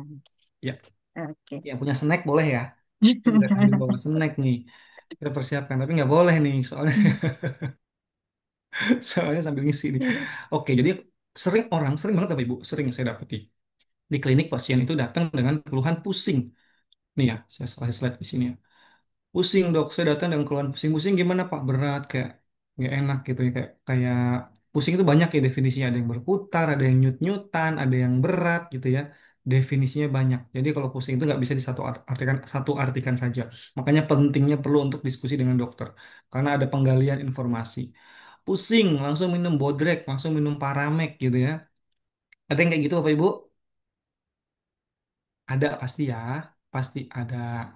Nah, yang ingin saya ingatkan bahwa pusing atau sakit apapun yang kita rasakan, pusing, tangan sakit, atau misalkan mungkin lemes, yang penting utamanya bukan obat, tapi cari tahu kenapanya dulu. Kok pusing kenapa ya ini ya? Evaluasi. Evaluasinya apakah kurang tidur, apakah belum makan, apakah kurang minum, yang paling sering kurang minum nih. Hari ini minum berapa gelas, Bu? Baru 2 gelas, dok. Ya, udah sore, jam 6 sore baru minum 2 gelas tuh. Ya wajar aja pusing. Karena tubuh kita kan komposisinya hampir kebanyakan mayoritas adalah air. Nih, jadi jangan langsung minum obat. Dioptimalkan dulu. Ada beberapa yang istirahat dulu, tidur dulu. Nah, tapi perlu dipahami bahwa kalau ada keluhan di dalam tubuh, apapun itu keluhannya, terutama yang kecuali yang emergensi ya, itu langsung evaluasi dulu. Ngapain nih kok saya pusingnya? Oh mungkin karena ini, oh mungkin karena ini. Nah itu juga perlu disampaikan dan dievaluasi. Jadi nggak harus langsung obat, Bapak Ibu minum dulu aja, istirahat dulu aja. Kecuali vertigo. Vertigo juga langsung diobati perlunya. Udah vertigo, relate sama minum sama makannya nanti mikirnya udah vertigo susah tuh kan. Ah, tubuh itu sangat sensitif terhadap kekurangan cairan atau dehidrasi. Ngefek banget ke masalah fisik. Jadi ingatannya pendek, kemudian konsentrasinya jadi nggak bagus gitu ya. Dan ini akan membuat stres di dalam sel. Jadi menghambat berbagai masalah di dalam tubuh, kognisinya jadi gampang capek. Itu ada jurnal-jurnal penelitiannya gitu ya. Tubuh itu juga buat glowing loh Bapak Ibu. Sorry, minum tuh buat glowing loh Bapak Ibu. Jangan lupa. Penting ya itu ya risiko kanker juga bisa. Ini dari Kemenkes loh nih memperlancar pencernaan, mengontrol kalori, nah banyak faktornya. Ginjal jadi sehat juga nih. Biasanya kalau kurang minum atau minumnya minum-minum yang berwarna-berwarna terus, itu juga hati-hati dengan ginjalnya. Boleh kok minum teh, boleh kok minum kopi, boleh kok minum sirup gitu ya. Dibatasi. Air putih yang harus dikonsumsi dengan cukup. Diet seimbang ya, ini kalau dari prinsip Jepang namanya hara hachibu. Hara hachibu itu tuh makan 80% aja, jangan kenyang-kenyang. Biasanya kalau kita makan kan sampai senderan. Gitu ya. Kalau lapar jadinya istilahnya, kalau lapar jadi apa istilahnya itu biasanya nyebutnya? Jadi lelet ya. Kalau kenyang jadinya nah, ada yang nyebutnya jadi bego gitu ya. Nah, itu ya kadang-kadang karena kekenyangan. Perlunya kalau di dalam prinsip, ini kalau prinsip di Jepang itu disebutnya Ikigai itu disebutnya makan sampai 80% aja. Di Islam juga disebutkan. Sepertiga makan, sepertiga minum, sepertiga udara.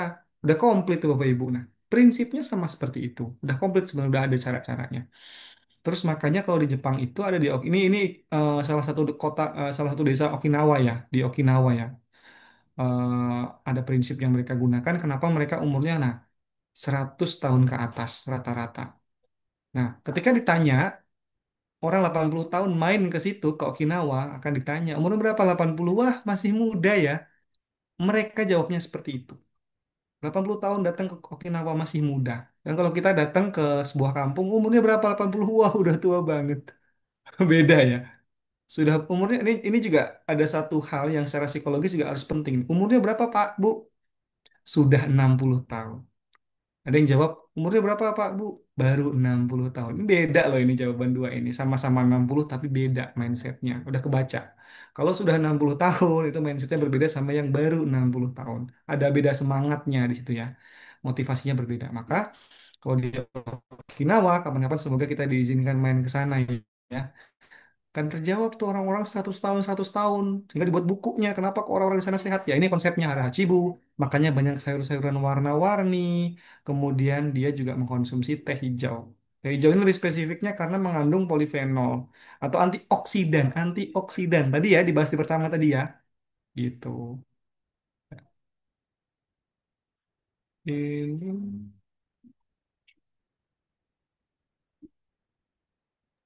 Suaranya belum ter-share, Mas.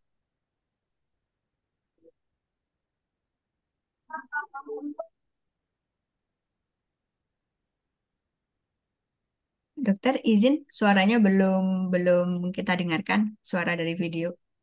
suaranya kedengeran Mbak? Sorry. Share sound-nya belum diklik kali. Ya, suara Oh, PPT-nya belum itu sebenarnya agak panjang juga sih videonya. Mhm. Takutnya waktunya nggak ngejar ya ini ya. Mhm.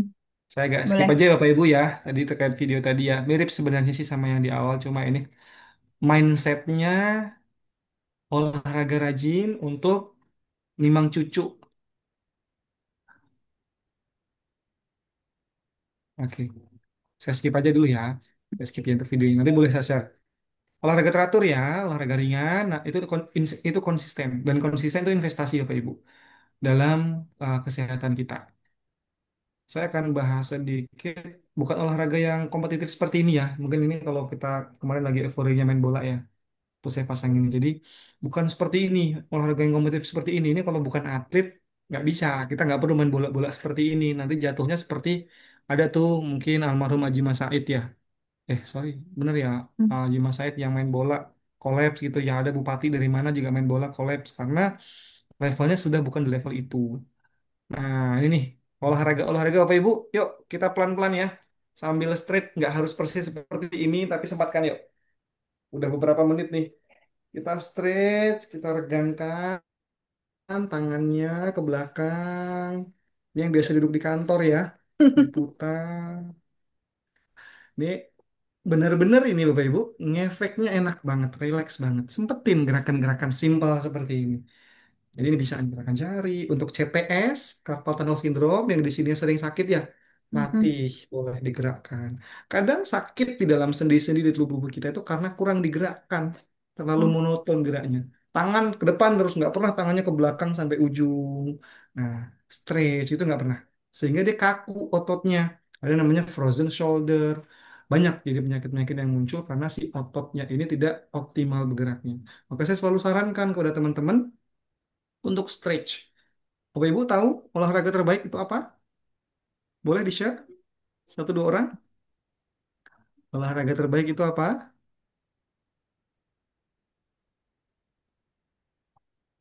Jogging. Jogging, Oke, berenang. set ya. Siap-siap. Jalan. Renang, Jalan. renang, renang. Oh, banyak yang renang. Jogging ada yang jalan, Pak ya. Oke, good, good, good, good, Ya, good. jalan. Oke, good. Berenang, salah satu olahraga ya memang yang sangat-sangat direkomendasikan ya. Ada lagi nih, olah napas dan olahraga bioenergi power. Ya, Bu Evi ini spesifik banget, keren Bu Evi, keren.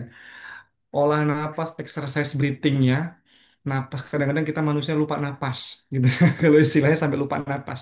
Karena napas itu cuma otomatisasi, nggak dirasakan.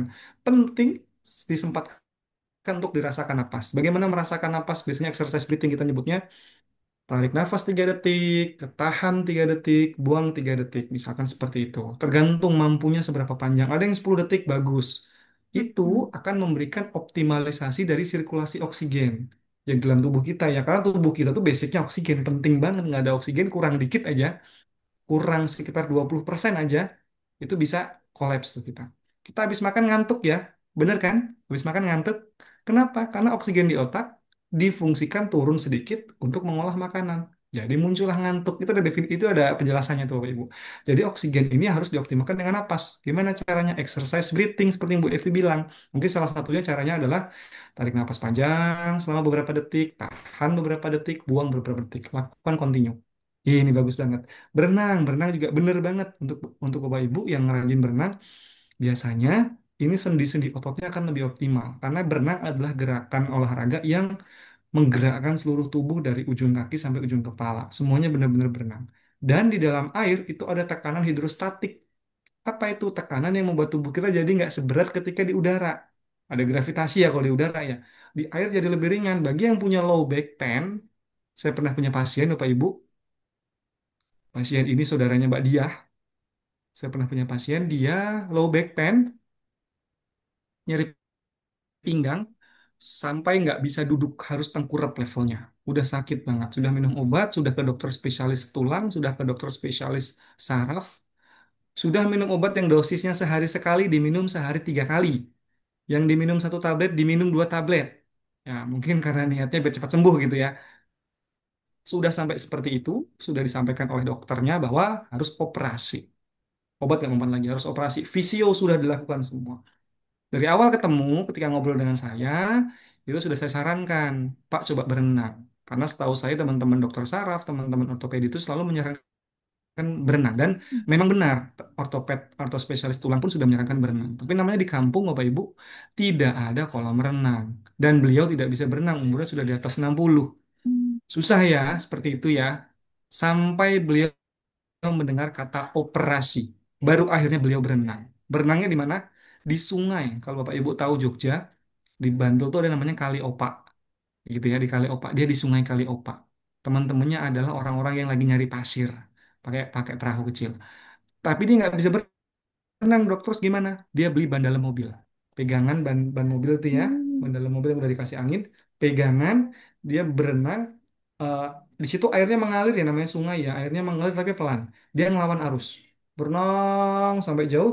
Nanti kalau udah agak jauh, dia udah agak capek, baru dia duduk di bandal mobil itu, terus dia tinggal menikmati ya, ngikutin aliran. Saya bawah berenang lagi ke atas. Itu hampir tiap hari dilakukan karena dia sudah takut kata-kata operasi. eh Ketemu saya beberapa bulan kemudian, nggak nyampe 3 bulan, itu sudah kerja lagi Pak. Dok, coba dari awal saya kemarin berenang. Nggak perlu minum obat. Nggak perlu sampai ke sana ke sini, tiap hari ke visio dan lain. Ternyata berenang penting banget juga. Nah, ini juga bisa mencegah. Makanya penting. Nah, ternyata dari semua olahraga-olahraga yang Bapak Ibu sebutkan tadi, ada yang yoga ya. Ah, ada juga tentang banyak tadi ya. Oke. Itu ternyata ada olahraga yang lebih penting lagi, yaitu olahraga yang dilakukan secara rutin. Jangan. Konsisten. Iya, konsisten dilakukan secara rutin itu lebih penting daripada hanya jogging gitu. Jogging bagus, berenang bagus, yoga bagus, tapi lakukan secara konsisten. 150 menit per minggu atau 30 menit per hari selama 5 hari. Nah, itu fleksibel, nggak harus relaks gitu, nggak. Lakukan lebih baik daripada nggak. Saya naik tangga 8 lantai biasanya kalau nggak sempat olahraga. Gitu ya. Percepat lagi ya. Oke, tadi udah ya. latihan fisik. Nah, ini juga harus terukur ya Bapak Ibu ya. Nah, yang punya smartwatch, aktifkan smartwatchnya, setting umur dan biasanya di setting di situ ada umur. Umur tuh sudah bisa untuk mendeteksi denyut nadi maksimal. Nah, kita hanya boleh di range 50 sampai 80% dari maksimal. Kenapa? Kalau enggak, pembuluh darahnya nanti jadi kolaps, jadi sobek, jadi rusak tuh. Saya kalau main bola biasanya pakai smartwatch. Bukan gaya-gayaan, karena diaktifkan. Kalau udah main bola itu udah nggak kerasa, Bapak Ibu. Tahu-tahu udah capek banget. Ternyata nadinya udah tinggi. Dia akan getar tuh, ngasih tanda. Oh, kelebihan nih. Jangan lebih-lebih nih. Baru saya slow down lagi. Nah, ini kepake banget yang punya smartwatch. Boleh banget. Jadi harus terukur gitu ya. Targetnya juga harus tahu gitu ya. Nah, jalan juga ini disarankan 6.000 langkah per hari untuk lansia.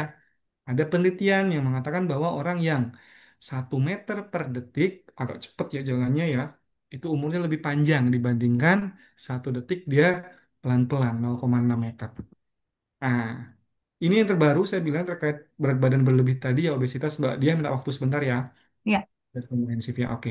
Obesitas itu sedikit banyak ini baru jurnalnya baru keluar kemarin Bapak Ibu nih Agustus nih abdominal obesity atau obesitas sentral yang ada di perut boleh lihat biasanya bapak-bapak ini ya kalau laki-laki biasanya di perut semakin tinggi lingkar perutnya nih ya resiko penyakitnya makin banyak bukan hanya masalah tadi ya penumpukan lemak di pembuluh darahnya atau aterosklerosis diabetes hipertensi kemudian ada asam uratnya meningkat kalau perempuan PCOS nyebutnya ya polycystic ovarian syndrome kemudian gagal jantung juga bisa, perlemakan, banyak banget. Ini semua karena obesitas ya Bapak Ibu ya. Bukan karena hal-hal lain, karena obesitas. Jadi obesitas itu nggak kelihatan. Dia benar-benar kalau hipertensi disebutnya silent killer.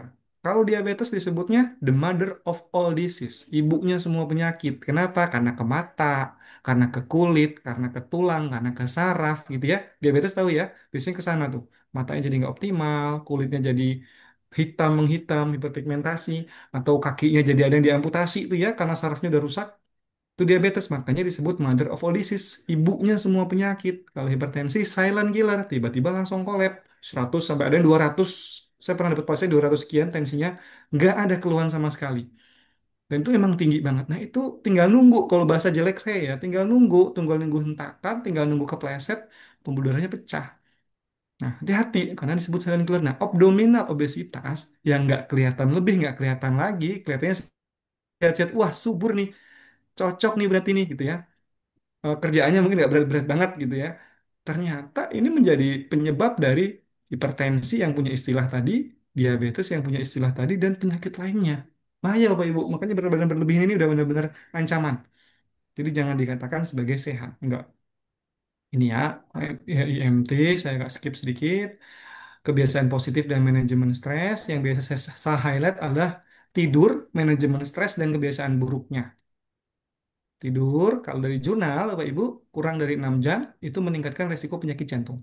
Maka tidur itu penting, bahkan lebih penting daripada makan. Kalau disuruh milih, penting makan atau penting tidur? Kalau dua-duanya ini memang dua-duanya penting ya. Kalau disuruh dua-duanya pasti penting. Cuma kalau disuruh milih salah satu, harus salah satu tidur. Karena orang nggak tidur, kurang tidur dari sekitar hanya beberapa jam, dalam artian beberapa, itu tuh 3 hari, 4 hari nggak tidur gitu ya, itu orang bisa meninggal. Tapi kalau seminggu, 2 minggu nggak makan, orang belum tentu meninggal. Karena otak, istirahat tidur itu mempengaruhi, memperbaiki semua fungsi tubuh dari otak, organ, semuanya penting. Gitu ya. Semuanya penting, makan dan tidur, cuma artinya tidur tuh bahkan lebih penting daripada makan, kalau disuruh milih gitu ya. Tidur adalah kunci tadi ya. Kualitas tidurnya, kuantitas tidurnya tolong dijaga. Gimana ciri khasnya, Dok? Tidur malam minimal 7 jam per hari. 7 sampai 9 ya, tergantung referensi ya. Ada yang bilang 8, ada yang 9, tapi minimal 7 lah. Kualitas, gimana cara ngecek kualitas, Dok? Bangun tidur seger gitu ya. Terus dapat itu dengan mudah 30 menit setelah berbaring langsung tidur gitu ya. Nggak sering bangun-bangun waktu tidur. Jadi kualitasnya banyak yang bisa kita cek. Ini tadi ya untuk tidur ya. Hati-hati dengan HP. Ini saya highlight di HP-nya ya. Screen time-nya hati-hati. Karena ini mempengaruhi terhadap tidur. Kok nggak bisa tidur ya dok? Lah, emang Bapak kalau nggak bisa tidur ngapain? Nonton Facebook ya. Udah beneran itu ternyata live gitu ya. Nah, stres juga berpengaruh. Stres ini sering saya pernah dapat pasien yang sudah sampai ke Singapura karena masalah di lambung. Setelah dicek pakai kamera ya endoskopi di lambung, ternyata masalah lambungnya nggak ada apa-apa. Dia udah sampai ke Singapura, Bapak Ibu. Di Indonesia, kebalik lagi ke Indonesia. Ketemu saya pertama kali sebelum dia ke Singapura, saya sudah curiga, Bu, sepertinya Ibu perlu ke psikolog. Nah gitu ya, karena dari ceritanya udah muter-muter udah kelihatan kan. Tapi dia kan mau mencari second opinion, dia dokter ke dokter spesialis, kemudian ke Singapura. Di Singapura ternyata sama rujukannya ke psikolog atau psikiatri. Masalahnya bukan di lambung, tapi di pikiran. Nah itu namanya penyakit yang disebabkan oleh pikiran banyak sekali. Nah makanya ini harus hati-hati banget Bapak Ibu terkait mindset pikiran ini. Stresnya ini ya. Nah, ini tadi nih seperti yang Ibu Evi bilang bahwa exercise breathing, latihan nafas itu ternyata juga akan mempengaruhi terhadap stres. Dia bisa benar-benar secara instan cepat untuk meningkatkan fokus dan juga untuk menurunkan stres dengan latihan nafas, tarik nafas dalam, buang pelan-pelan gitu ya. Tadi ya, kalau saya hitung tiga, tiga, tiga boleh. Yang penting tarik, tahan dan buangnya ada durasi waktunya. Nah, itu penting ya. Next, saya agak percepat. Kebiasaan buruk banyak banget ya yang bisa bisa muncul seperti rokok, begadang, alkohol, makan makanan nggak sehat gitu ya. Nah, itu juga berpengaruh sekali terhadap kebiasaan terhadap kesehatan kita. Aktivitas mental dan latihan otak ini penting banget juga. Kenapa? Karena otak itu seperti otot. Dia semakin tahun, semakin hari akan semakin mengecil. Sehingga perlu dilatih. Otot, Bu, punten nih, Bapak Ibu. Yang latihan otot, ototnya akan selalu terjaga. Normalnya dia akan turun sesuai dengan umur. Otak juga sama. Kalau nggak dilatih, otot dan otak akan sama-sama menurun fungsinya. Ya tadi, sampai terjadi demensia, ototnya jadi nggak optimal. Nah, itu perlu untuk dilatih dan nggak bisa kalau nggak dilatih. Jadi emang harus latihan, exercise gitu ya. Exercise otak apa dok? Main teka-teki, hobi kreatif yang suka main musik boleh, itu ya. Main catur boleh. Itu kan menggunakan aktivitas otak. Membaca itu keren banget. Membaca itu juga menjadi salah satu solusi ya. Nah ini kalau yang suka melukis ya, ini ada salah satu karyawan di klinik tempat saya kerja. Dia nggak bisa ngelukis, tapi zaman sekarang sudah ada tuh lukisan pakai nomor-nomor, warnanya tinggal nempelin aja. Hasilnya bagus lagi. Nah, ini juga mengembangkan aktivitas latihan otak. Nah, ini juga ya, saya ingatkan siapa yang punya grup komunitas, pasti ada ya WA grup gitu ya. Nggak apa-apa WA grup, sempatkan silaturahmi. Saya punya jadwal kegiatan rutin, biasanya sebulan sekali. Saya chat teman-teman lama, teman SMA, teman kuliah, say hello aja. Silaturahmi di dalam silaturahmi itu ada apa? Umur panjang dan rezeki yang luas. Benar ya. Jadi siapa yang umurnya panjang dan rezekinya luas maka bersilaturahmi lah. Nah ini juga ternyata di balik itu juga faktor sosialnya, faktor sehatnya penting Bapak Ibu. Banyak banget. Interaksi sosial ya, ada jurnal-jurnal mengatakan bahwa orang yang aktif bersosialisasi, sosial, kegiatan sosial ya, resiko depresinya lebih rendah. Tadi juga saya sudah baca ya, niatnya atau kegiatan yang akan dilakukan setelah pensiun ada yang kegiatan sosial mengajar tuh, Masya Allah ya. Saya pengen jadi muridnya Bapak Ibu untuk belajar terkait kehidupan, bagaimana pekerjaan di kantor dan lain-lain. Nah, saya siap nih menjadi muridnya Bapak Ibu nih. Kalau nanti ada yang mau di-sharing ya. Oke, MCU, jangan lupa untuk lakukan MCU, Bapak Ibu. Jangan takut. Saya ubah mindsetnya ke teman-teman bahwa MCU itu penting. Kita lebih baik tahu di fase yang masih ringan, sehingga bisa memperbaiki, daripada ketahuan karena udah muncul keluhan, udah fase yang parah, untuk diobati nggak optimal lagi. Nah, inilah fungsinya MCU. Tensinya ketahuan jadi agak tinggi. Oh, saya kebanyakan garam ternyata. Oh, saya kebanyakan gula ternyata. Dievaluasi jadi normal lagi, jadi bagus lagi. Nah, makanya penting untuk melakukan MCU. Kalau secara orang yang POV-nya positif, itu dukungan psikologis. Ah, asam urat saya tinggi nggak ya? Dicek ternyata, oh normal. Gulanya normal. Tensinya normal. Ya, Alhamdulillah tuh. Secara organ juga sama. Kadang-kadang nggak ada keluhannya, tapi ternyata ada fungsi lemak perlemakan hati yang sering tuh. Fungsi dari hatinya nggak optimal. Nah, kita jadi belajar tuh. Oh, saya kebanyakan makan bakso. Sehari saya tiap hari pasti makan bakso tuh. Nah, jadi daging-dagingan juga banyak. Nah, tadi ya ini ya, gunakan prinsip setengah piring untuk buah-buahan, protein seperempatnya, dan karbohidrat seperempat. Itu konsepnya ya. Olahraga nggak usah susah Bapak Ibu. Yang sempet di level awal sempetin dulu aja. Setiap hari. Stretching atau gerakan ringan. Hanya jalan kaki nggak apa-apa. Tapi agak pelan-pelan dikit. Nanti lama-lama lari sedikit nggak apa-apa. Nggak usah jauh-jauh. 15 menit, 10 menit nggak apa-apa. Lakukan dulu. Yang penting konsisten. Ini juga nih ya untuk psikisnya dan tindakan praktisnya biasanya ya teka-teki silang atau main catur online ada ya sekarang ya. Boleh. Yang mau belajar belajar musik, yang suka musik atau yang pengen dulu gak turutan main gitar, belajar gitar, nggak ada kata terlambat Bapak Ibu. Dan itu ternyata bagus buat perkembangan dan latihan otak. Kemudian manajemen stres tadi sudah dilakukan juga, ada yang dengan exercise breathing, ada yang dengan liburan, ada yang ngobrol sama cucu, itu juga termasuk juga manajemen stresnya. Termasuk untuk meningkatkan optimalisasi dari stres tersebut. Interaksi sosial, sempetin ya Bapak Ibu untuk berinteraksi dengan teman-teman, keluarga, nah dan lain-lain. Karena itu penting. Tadi ya, udah banyak ini yang saya bahas Bapak Ibu. Yang penting kuncinya seperti Bu Evi bilang, konsistenlah. Nah, jadi mau ada 6 ini sudah saya sharing kalau nggak dilakukan ya nggak ada gunanya. Jadi saya minta untuk Bapak Ibu mulai ngelis langkah-langkah kecil apa aja sih? Oh, aktivitas fisiknya besok deh, mulai besok jalan kaki deh. Oh, makanannya besok harus makan buah 3 macam deh. Oh, istirahatnya harus memulai istirahat, mengurangi HP, manajemen stresnya gitu-gitu ya. Hubungan sosialnya, trik banyak tuh. Jadi mulai di list dan dilakukan setiap hari. Ya, kalau kayak olahraga nggak apa-apa. Apa namanya sehari, seminggu 3 kali, 4 kali nggak apa-apa. Yang penting dilakukan secara konsisten. Start low, go slow. Istilahnya gitu ya kalau kita. Oke, Mbak Dia.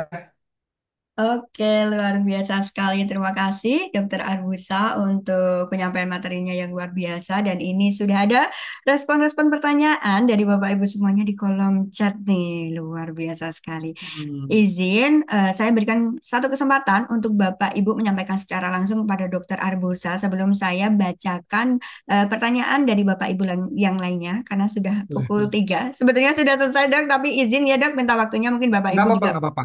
mau mendengarkan sesi eh, jawaban dari dokter. Oke, silakan ada dari Bapak Ibu yang mau bertanya langsung. Saya berikan satu sesi untuk Bapak Ibu semuanya. Mohon izin.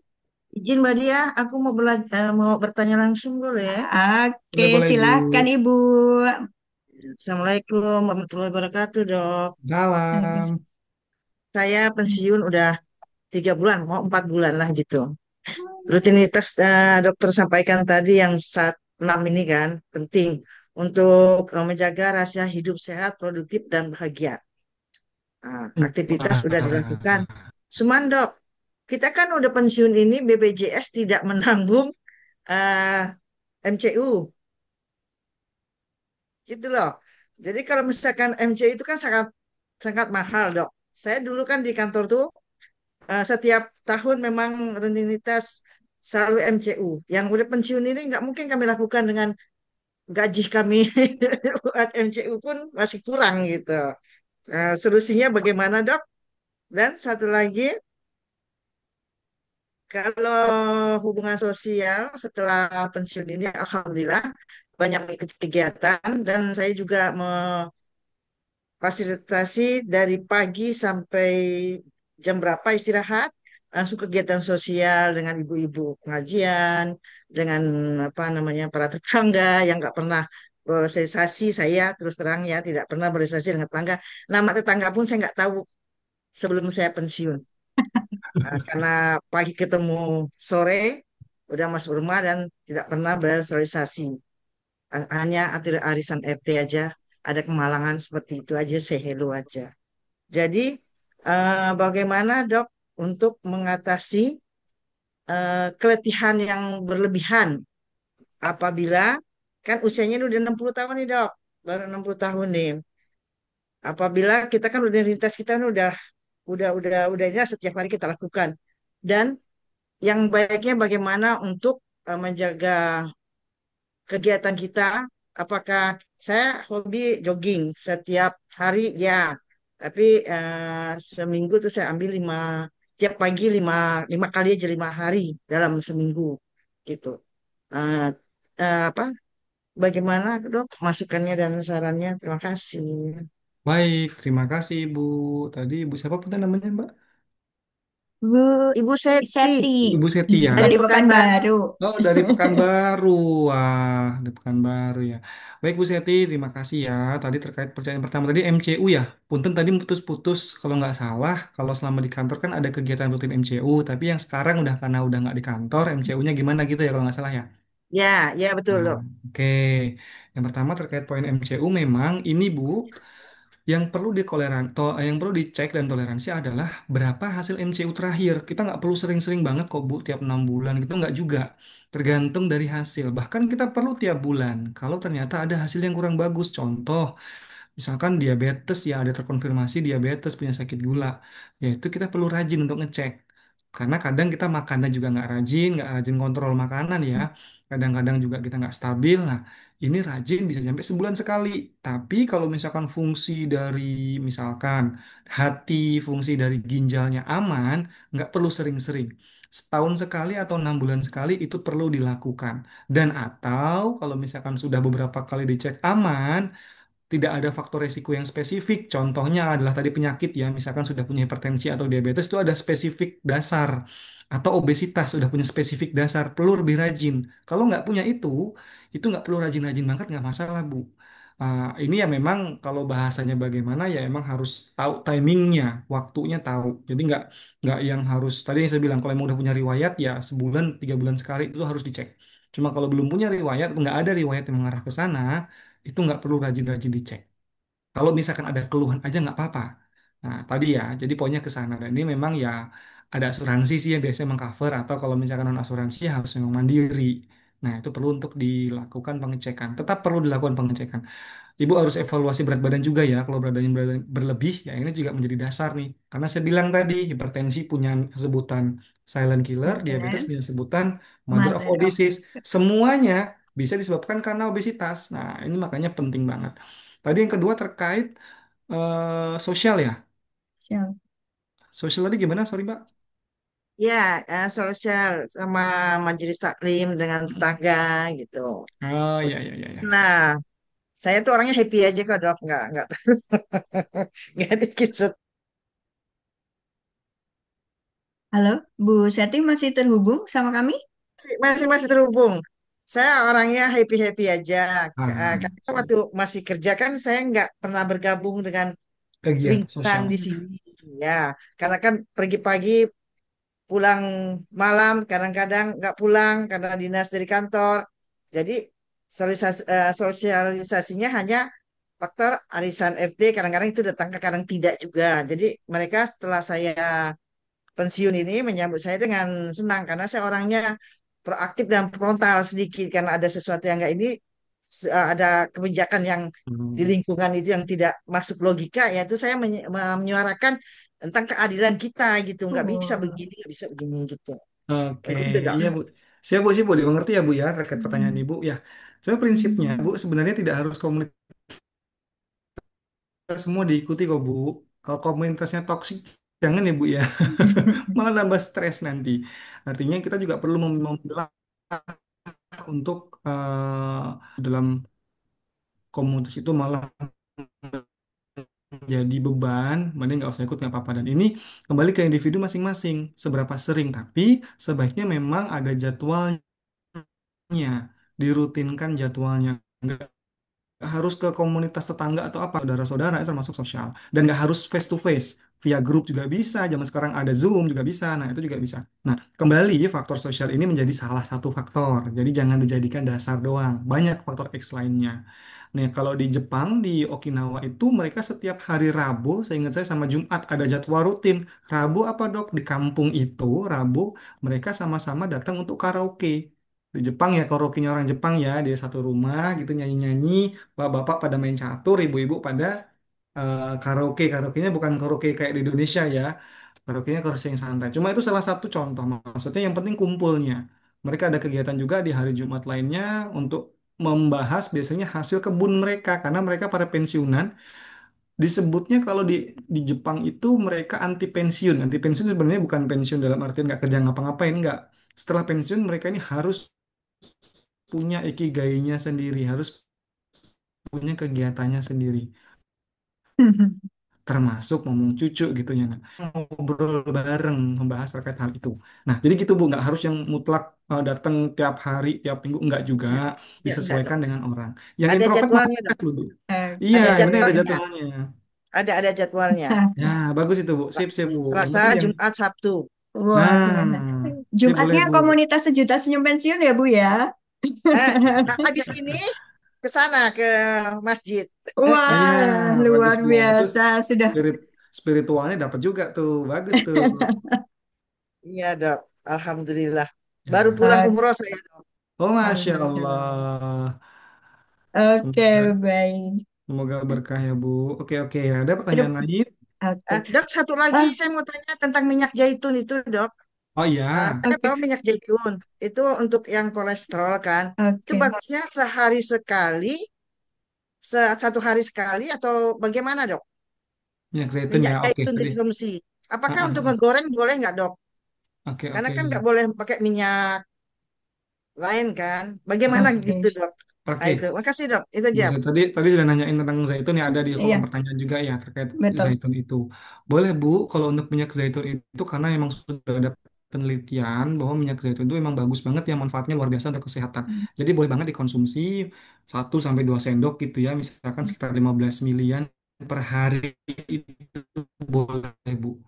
Nah, dan ini juga bisa dicampur dengan salad misalnya ya, atau sayur rebus. Nah, itu beda-beda lah. Tapi kalau misalkan mau dimasak, jangan terlalu panas karena bisa ngerusak nanti di dalamnya itu.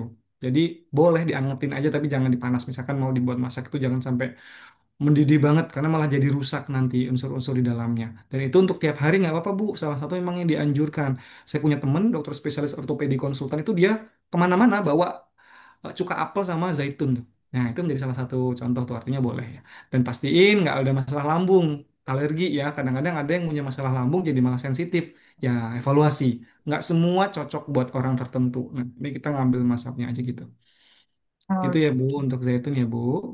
Ya. Makasih banyak dok. Sama-sama Ibu, sehat. Oke, terima kasih Sehat Dokter selalu. Seti. Terima Oke. kasih Ibu Seti, mohon maaf. Jadi Dokter Seti nih. Baik, oke. Tadi kalau Bu Seti, komunitas sejuta senyum pensiun jadi salah satu agenda Ibu ya. Sudah ada jadwal nih, Mas. Luar biasa sekali. Ini saya bacakan pertanyaan dari Pak Juli. Dok, jam berapa ya sebaiknya untuk berjemur matahari itu? Berapa jam?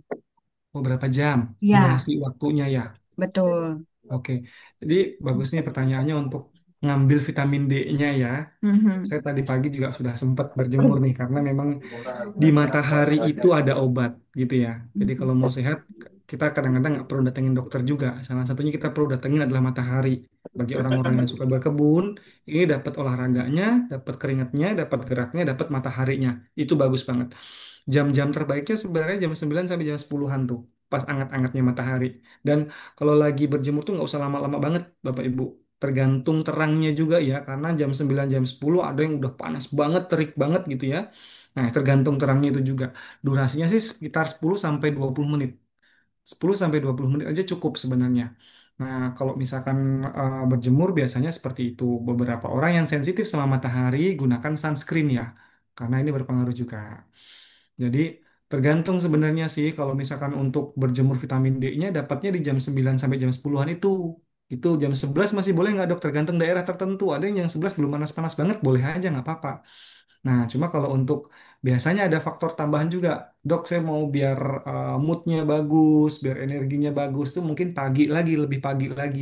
Jadi jangan terlalu panas. Itu bisa juga.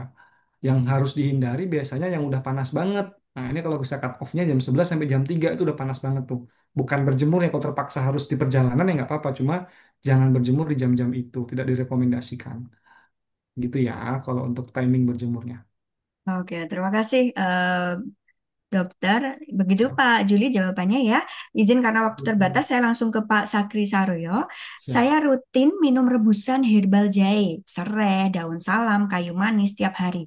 Alhamdulillah, tensi kolesterol menjadi normal. Sebelumnya agak tinggi ya dok ya. Pertanyaannya, apakah aman terus minum rebusan herbal tersebut dalam jangka panjang sebagai minuman herbal harian? Oke, Pak Sakri saya acungin jempol dulu. Jawabannya adalah aman, Pak Sakri ya. Aman asal tahu dosisnya. Nah, jadi semua ada porsinya. Teman-teman dokter itu sudah banyak membahas terkait herbal. Karena herbal ini jangan dikatakan tanda kutip herbal itu harus yang benar-benar daun gitu ya. Enggak juga yang sudah diolah menjadi bubuk. Daun kelor biasanya ada diolah jadi bubuk ya. Itu juga termasuk herbal ya termasuknya ya. Nah itu juga bagus asal tahu dosisnya. Teman-teman dokter seperti dokter Zaidul Akbar, dokter Cahyo, kemudian ada dokter Yanti. Dokter Yanti itu kakak saya, kakak angkatan saya. Dokter Yanti herbal medis kalau yang perempuan itu dia juga memang mengkhususkan S2-nya untuk di herbal. Bahkan S3-nya lagi diproses di herbal juga. Itu ada ilmunya. Artinya selama dasarnya ada, dosisnya misalkan jahe sereh gitu ya, sekian ruasnya, serehnya. Kayak ada profesor, ada satu-satu profesor tuh tiap hari minum daun salam. Boleh nggak boleh dong, asal ada dasarnya. Jadi jangan sembarangan. Kalau tiba-tiba makan, nah ini yang hati-hati itu malahan kadang-kadang di tempat-tempat yang dibuatkan dan kita nggak tahu isinya. Ada plus-plusnya biasanya, hati-hati. Plus-plusnya yang bisa kita lihat sih biasanya ya gula gitu ya. Kemudian ada steroid yang bahaya banget. Makanya kalau buat sendiri dan untuk jangka panjang, selama dosisnya tepat, itu bagus, direkomendasikan. Kalau untuk hipertensi, Pak, ada tensi juga ya. Seledri, jangan lupa, Pak. Seledri juga bisa tuh digunakan 3 ruas, ya, Pak ya. Seledri bisa digunakan tiga, tiga apa namanya, apa istilahnya ya. Pokoknya 3 cabang gitu ya. Seledri itu Kenapa? mau dibuat lalapan boleh, ada yang direbus di blender dicampur dengan melon lemon boleh gitu ya. Itu juga buat tensi. Ada yang pakai bawang putih juga bagus Bapak. Ada tuh sampai dibuat kapsul boleh Bapak. Jadi intinya Pak Sakri untuk herbal-herbal yang Bapak sebutkan di sini jahe, serai, kayu manis, daun salam itu boleh untuk jangka panjang pun boleh Pak. Gitu ya. Asal Oke. hati-hati nggak pakai gula-gulaan ya Pak ya. Hati-hati. Ah, oke. Baik, terima kasih Pak Sakdi. Itu mungkin juga tadi jawaban dari pertanyaan Pak Juli ya Pak dok ya Juli ya. terkait superfood dan kero kalau Ah, diseduh seperti apa di minum harian gitu. oke, itu bagus juga sih Hmm. kalau untuk superfood daun kelor itu karena sekarang kan kesusahan ya dan ada faktor basi dan lain-lain kalau misalkan nggak langsung Mhm. diolah di pengolahan superfood misalkan daun kelor dalam bentuk kapsul itu bagus banget atau dan daun-daun di sini disebutnya dijual dalam bentuk kering seperti teh dan diseduh ya itu boleh Pak nggak apa-apa Pak selama yang membuat eh, kering atau teh tersebut itu dia punya standar. Misalkan sudah lewat Dinkes, sudah lewat standarisasi yang berkompeten. Jadi kalau cuma nama-nama tempel-tempel doang hati-hati juga. Kayak misalkan ada yang dibentuk kapsul nih. Kapsul boleh nggak dok? Oh sekarang sudah banyak. Beberapa brand mungkin saya sebut Sido muncul. Itu juga udah buat tuh kelor tuh yang dalam bentuk kapsul. Itu bagus banget dan boleh banget. Nggak masalah diminum tiap hari gitu ya. Nah yang perlu saya notif nggak semua orang cocok. Itu yang perlu dievaluasi. Daun salam, daun kelor. Kemudian tadi ada juga zaitun itu ada yang sensitif Bapak Ibu ya kita diciptakan tubuh kan beda-beda ya artinya ada yang sensitif di lambungnya ada yang alergi nah ini yang perlu dievaluasi kalau ada gitu ya hati-hati yang penting Pak. Gula bukan nggak boleh sama sekali gula hati-hati dia saya notif kalau misalkan mau minum teh dalam tawar gitu ya boleh banget apalagi tehnya tahu daun kelor itu bagus banget. Oke, luar biasa. Baik dok, karena waktu sudah pukul 15.13, mungkin kita sepakati 2 pertanyaan lagi ya dok untuk Boleh dijawab boleh. sebelum saya akhirnya nanti ada sedikit informasi dari SKMPP. Dari Ah, ah. Pak Busmart Yuryantomi, konsumsi chia seed apakah boleh kan dok? Kemudian dari Bu Evi, mohon izin, kebutuhan air berdasarkan usia atau berat badan ya dok? Begitu dok, ada 2 pertanyaan dari Pak Busmart dan Ibu Evi. Oke, yang pertama untuk chiasid ya. Chiasid itu boleh Bapak Ibu, termasuk yang direkomendasikan biasanya direndam dulu boleh gitu ya. Ya diminumnya tergantung nanti ya karena dia juga memang ada kaya akan nutrisi protein di antaranya ada omega 3 itu ada dalam chiasid tuh. Bagus juga tuh ada serat protein, antioksidannya juga tinggi. Boleh. Ini kan termasuk salah salah satu herbal ya yang boleh untuk diminum atau dimakan dan itu rekomendasi juga. Ah, itu poin pertamanya. Yang kedua, terkait kebutuhan air minum ya. Air minum ini biasanya dikorelasinya, ada rumusnya banyak banget Bapak Ibu. Mau pakai rumus mana? Ada rumus yang berat badan dikali 30 mililiter. Jadi kalau misalkan saya 70 kilo, 7 kali 3, 21. Berarti dia 2,1 liter. Kurang lebih gitu itu. Nah, jadi 30 sampai 35 itu cara gampangnya. Kalau 50 kilo ya 5 kali 3 15 berarti 1,5 liter. Misalkan seperti itu ya. Paling gampangnya juga, tapi ada juga yang menggunakan perkiraan dari usia. Dia tidak menggunakan berat badan. Contoh kalau misalkan dewasa mungkin sering didengar 2 sampai 3 liter gitu ya. Tergantung laki-laki perempuannya. Kalau perempuan sampai 2,5 liter maksimalnya. Nah, ini juga ada mazhab yang seperti itu. Nah, prinsipnya sebenarnya kalau dari Kemenkes itu 8 gelas per hari. Nah, 8 gelas itu satu gelasnya sekitar 300 mili. Jadi 8324 2,4 liter. Itu prinsipnya. Sebenarnya dasarnya sendiri di atas 2 liter udah insya Allah udah cukup udah aman. Belum lagi tehnya, belum lagi kopinya itu kan udah banyak tuh. Jadi nggak apa-apa. Prinsipnya kalau dari rumusnya itu ada banyak, tergantung kebutuhan orang. Hati-hati yang punya masalah ginjal. Nggak masuk nih rumus-rumus semua ini kalau ada masalah ginjal, minum dibatasin. Nah gitu ya. Jadi banyak banget. Dasar-dasar. Jadi prinsipnya gitu Bu ya. Kalau untuk minumnya 2 literan itu cukup. Ini mungkin yang lain Oke, boleh saya jawab sekilas-sekilas nggak Mbak? boleh boleh, silahkan Ya, dok. sayang nih Sekilas kalau nggak sekilas. dijawab nih. Oke. Oke, masalahnya memikirkan mencari penyebab pusing ya. Bener juga sih Bu Evi ya kalau bah, daripada mikirin penyebab mending minum obat gitu. Tapi ya setelahnya harus dievaluasi biar nggak berulang. Tujuannya ke sana. Kemudian rekomendasi suplemen yang harus dikonsumsi di usia 55 tahun. Ibu Bapak sebenarnya secara spesifik saya harus mengkerucutkan untuk poin suplemen ini. Mengkerucutkan terkait kebutuhan. Ada orang yang kebutuhan magnesiumnya kurang. Ada yang kebutuhan beberapa mineralnya kurang. Orang beda-beda. Tapi secara umum prinsipnya adalah cukupi dengan mengkonsumsi makanan yang real food. Apa itu real food? Ya buah-buahan, sayur-sayuran. Kalau misalkan mau ayam ya langsung ayam, jangan yang diolah macem-macem gitu ya. Bukan nggak boleh mutlak ya, artinya sekali nggak masalah. Tapi real food yang prinsipnya protein, vitamin, mineral, buah-buahan, sayur-sayuran gitu ya. Itu utamanya dicukupi dulu. Apalagi daun kelor sayurnya. Nah, itu bagus lagi.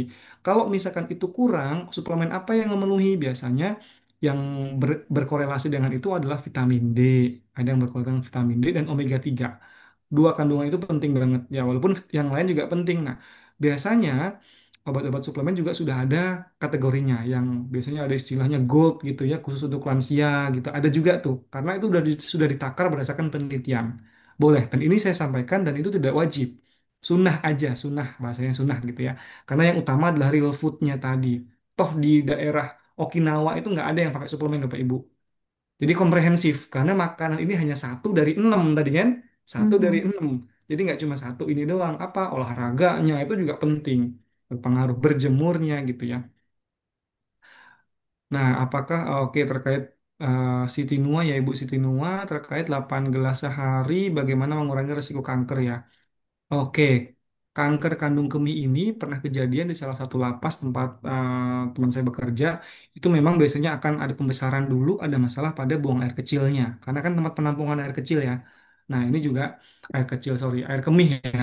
Nah, jadi ini kalau misalkan ada masalah di situ ya akan berpengaruh entah nyeri buang air kecilnya, entah membesar di kandung kemihnya gitu. Itu banyak banget gejala-gejala yang suka muncul. Nah, kalau yang seperti itu, kenapa minum bagus banget? Karena ini akan membuat si otot kandung kencingnya, dia akan melebar dan mengecil. Karena kalau misalkan kecukupannya dan fungsi kerja dia jadi optimal. Dia kerjanya memang untuk menampung urin dan membuang lah. Kalau nggak ada ditampung, kerja dia nggak optimal juga. Faktor X lain untuk cancer itu sebenarnya banyak. Faktor X-nya paling sering adalah genetik. Nah, ini juga perlu dievaluasi. Ini untuk olahraga tadi sudah renang, renang, renang. Oke. Nah, ini Pak Sakri nih ya, Pak Sakri Saroyo terkait Certified Short Course yang membahas tentang healthy life. Nah, ini banyak sebenarnya ya Bapak Ibu ya. Mungkin MPP habis ini buat juga bisa nih. Jadi, Bisa tapi Mas, nanti kita bisa tampung nih. dulu saran-saran dari Nah, Bapak ini Ibu. membaca peluang sekali Bapak ini luar biasa ini ya. Tapi benar untuk saya pun sebagai dokter masih belum puas ke Bapak Ibu. Saya harus berbisnis. Karena kalau saya dokter doang sampai saya tua, saya praktek terus nanti ya.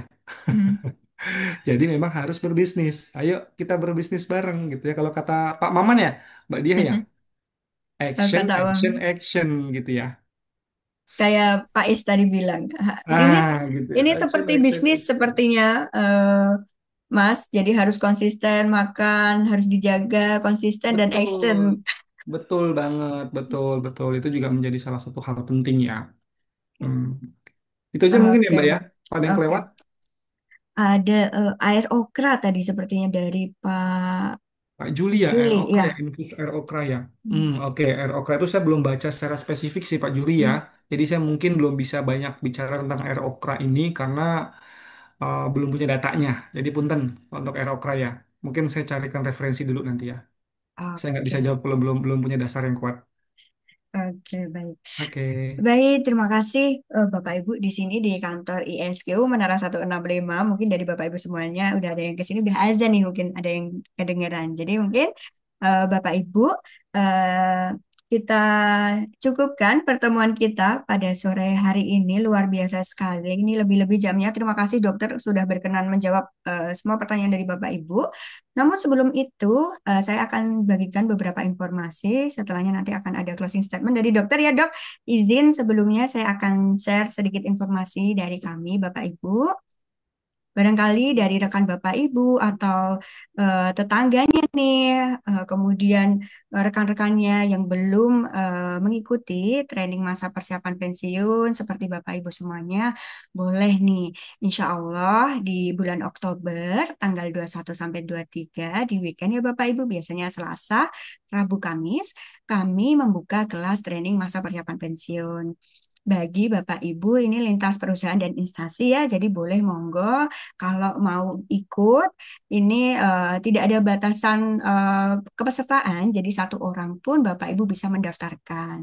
Monggo bisa disampaikan kepada HC-nya atau bagian SDM-nya untuk bisa didaftarkan training masa persiapan pensiun bagi rekan-rekannya. Diingatkan kembali kalau ada kelas MPP bulan Oktober tanggal 21 sampai 23.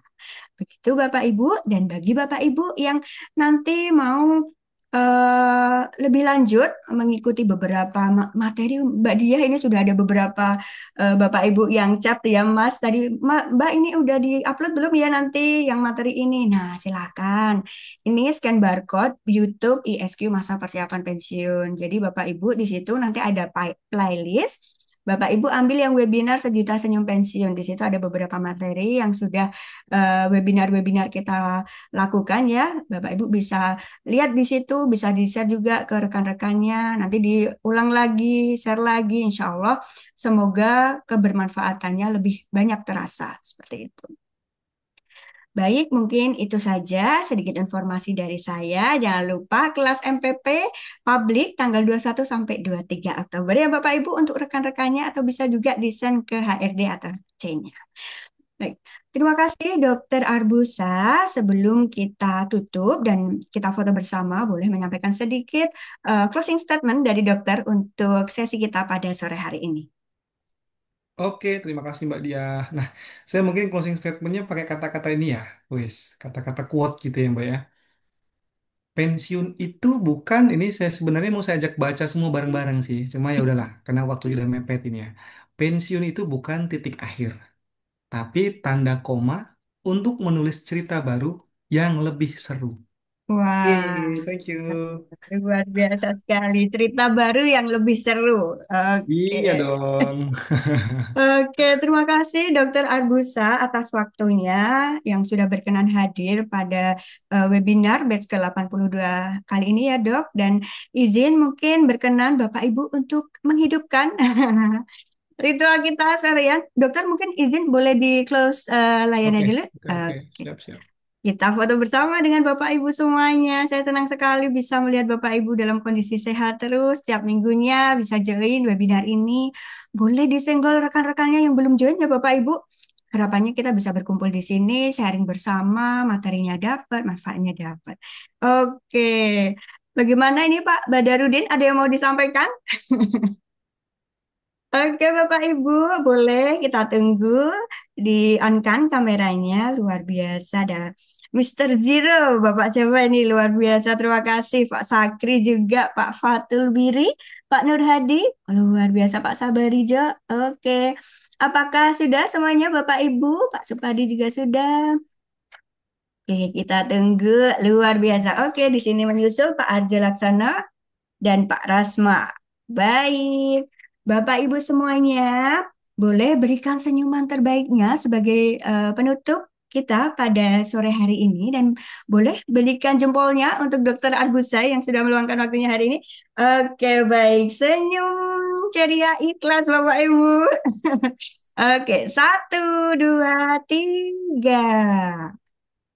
Luar biasa sekali. Terima kasih Bapak Ibu atas waktunya. Semoga Bapak Ibu selalu sehat ya Bapak Ibu. Kami tunggu di agenda webinar-webinar selanjutnya. Dan tentu saja akan ada workshop dari kita. Nanti kalau Bapak Ibu berminat, insya Allah minggu depan akan saya infokan juga jadwalnya. Dan dari kami, mohon maaf apabila dalam penyelenggaraan webinar ini ada hal yang kurang berkenan di hati Bapak Ibu, baik tutur ataupun hal-hal teknis. Dan selamat sore, sampai jumpa untuk webinar selanjutnya. Assalamualaikum warahmatullahi wabarakatuh, Bapak Ibu. Waalaikumsalam Waalaikumsalam. Terima kasih Mbak Dia. Terima kasih Mbak Dia, dokter. makasih. Terima Iya. kasih. Terima Dengan kasih. senang hati, Iya. Bapak Ibu Sehat semuanya. selalu. Sehat selalu. Sehat selalu.